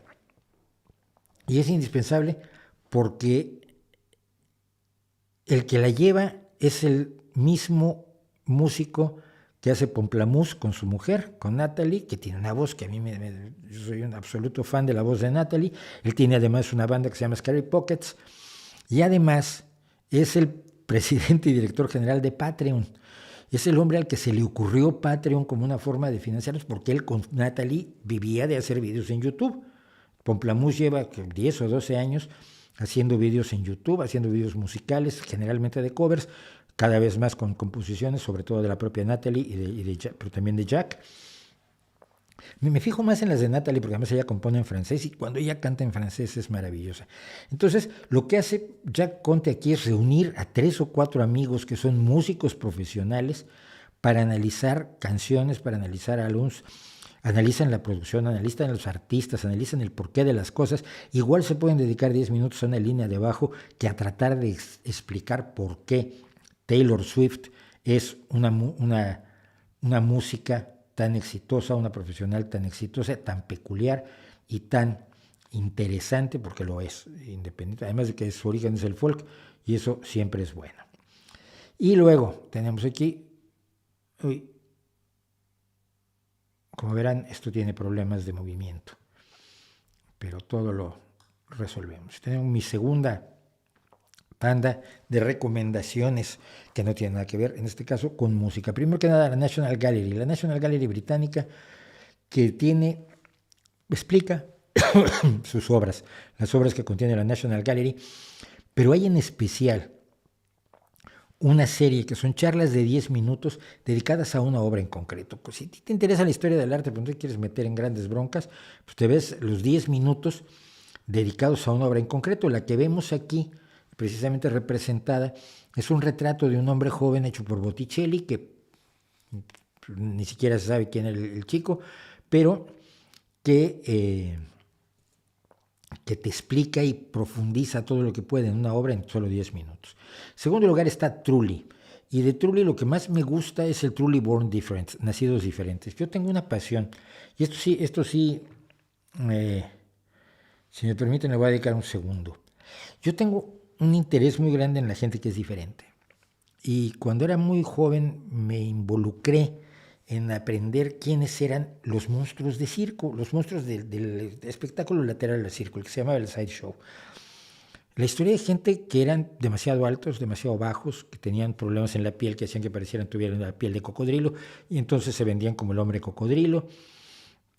La mujer fuerte del circo, la mujer gorda del circo, el hombre ilustrado, el hombre que estaba tatuado, aquellos años cuando el tatuaje era una cosa muy poco vista, hasta personas que eran explotadas brutalmente, como le pasó al hombre elefante, sobre todo los microcefálicos o gente que era, los microcefálicos que se presentaban como mujeres, hombres y mujeres pájaro, que era absolutamente denigrante, o borrachos perdidos a los que se les daba alcohol a cambio de que le arrancaran la cabeza a mordiscos a una paloma, cosa que después hizo sin necesidad de que lo obligaran Ozzy Osbourne, por cierto.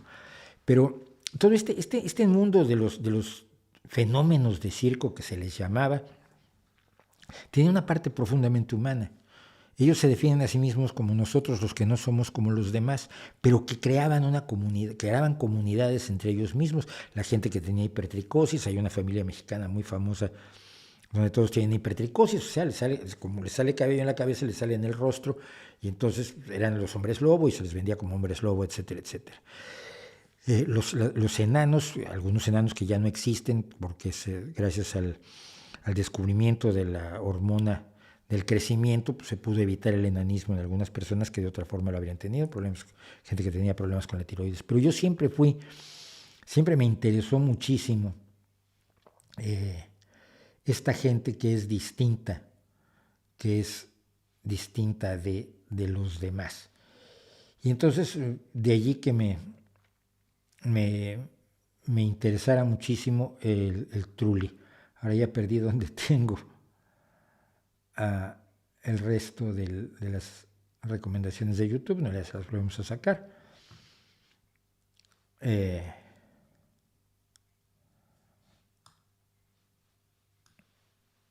Entonces el Truly tiene esa misma ventaja que muestra a las personas que tienen ciertas peculiaridades, que nacen diferentes por X y Y, y que sin embargo son seres humanos normales que tienen algunos síndromes extrañísimos o alteraciones peculiares de la salud, del aspecto, gente que es enormemente fea por fuera, pero que también es gente, y eso es importante tenerlo presente. Luego está Morgan Donner. De Morgan Donner, creo que había hablado ya un poco de ella. Ella se dedica a la moda del cabello, así como Bernadette Banner o Cristina Zebrowska se dedican a la moda de la ropa, y he estado buscando a alguien que haga moda de zapatos. Yo alguna vez hice una investigación intensísima sobre la historia del zapato, y resulta que los zapatos te cuentan mucho de la sociedad en la que vives, ¿no? Abajo a la izquierda tienen Eons, que fundamentalmente está dedicado a ciencias naturales, a paleontología, a biología, a evolución, a anatomía, a psicología, y que se presenta con una enorme calidad de producción, que se presenta con una información muy actualizada. Es una producción de PBS, que es el servicio de transmisión pública de los Estados Unidos, el Public Broadcasting System, que generalmente fue el productor de mucha de la mejor televisión que se hizo en Estados Unidos, mientras por otro lado estaban haciendo lo que no debían muchas veces las cadenas ABC, NBC y CBS, cuando solamente había televisión por las vías aéreas, y la televisión por cable pues era el patito feo donde estaba PBS o en el National Public Radio y otros así. El siguiente es absolutamente recomendable e importantísimo, y es un canal que en cierta medida y con todas las precauciones del caso se parece a este, porque toca todo tipo de temas. Knowing Better, no logré averiguar quién es. Sé que el chico es un veterano del ejército de los Estados Unidos, es un tipo con una capacidad de pensamiento crítico enorme, y entonces toca historia, toca gobierno, toca psicología y toca muchísimos otros temas, basado en el hecho de que son temas de los que usted debería tener mejor información, y como no se la da a nadie, se la va a dar él. Y destruye muchísimos mitos en el proceso. Vale muchísimo la pena el Knowing Better. Y finalmente, para los que les gusta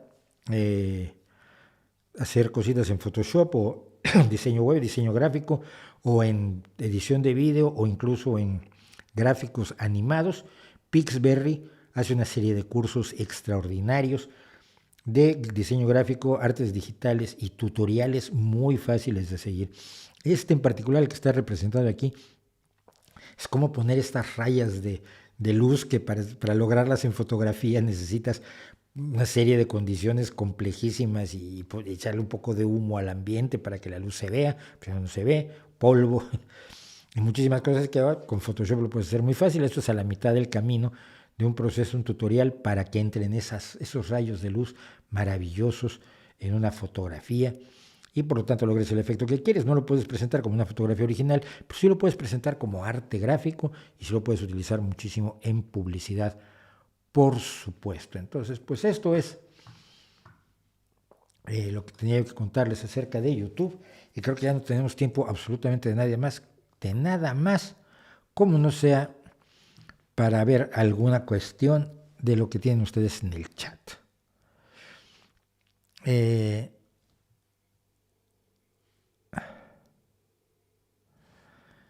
Dice, ¿no has visto los vídeos de Bao de Fifth Column, un ex militar liberal? No.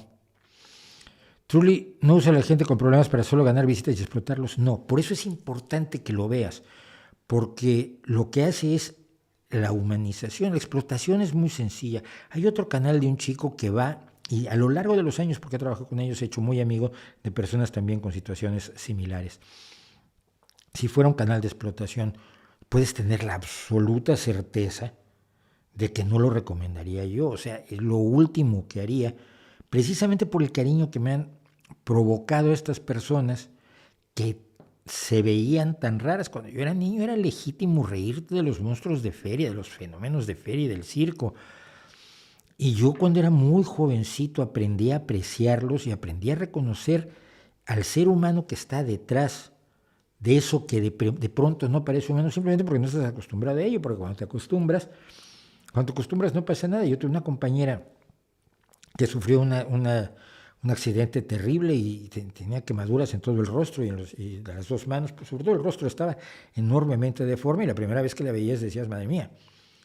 Y la segunda vez decías, hola, y la tercera vez decías, oye, es que tú eres una persona maravillosa y siento mucho la reacción que tuve la primera vez, ¿no? Y es mi amiga hasta hoy. Es mi amiga hasta hoy y es una persona que ha vivido toda su vida normalmente con los terribles cicatrices de las quemaduras, porque las quemaduras por ácido o por fuego dejan cicatrices generalmente aterradoras. Entonces, lo que a mí me interesa es precisamente ver esa humanidad que hay detrás. Puedes estar seguro que nunca recomendaría un canal en el que yo sospechara que hay la mínima explotación.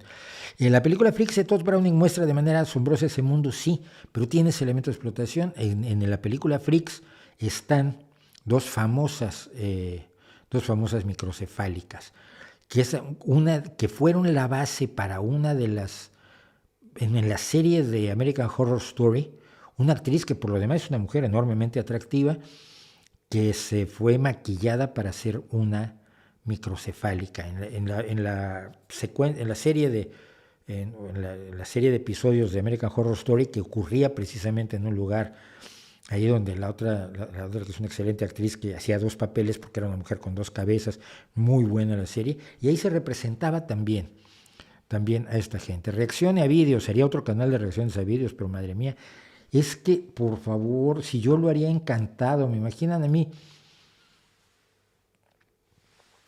reaccionando a lo que se está haciendo en el rock actual, reaccionando a... Todas las semanas yo veo lo que se está publicando en el mundo del blues y del folk y del rock de raíces, y todas las semanas los voy recomendando en Twitter. Me encantaría hacerlo en vídeo, pero ¿a qué hora? Tendría que dejar mi trabajo y dedicarme solo a esto. No me paga lo suficiente esto. Ni YouTube ni Patreon me paga lo suficiente. Necesito el apoyo de todos ustedes en todo caso para poderlo hacer. Y una última cosa. Felipe Rivera se pregunta algo. ¿La corrupción realmente se puede combatir y el beneficio de combatirla se puede medir? Sí. Porque verás, ha habido países donde hubo una enorme corrupción y la corrupción se eliminó o se redujo.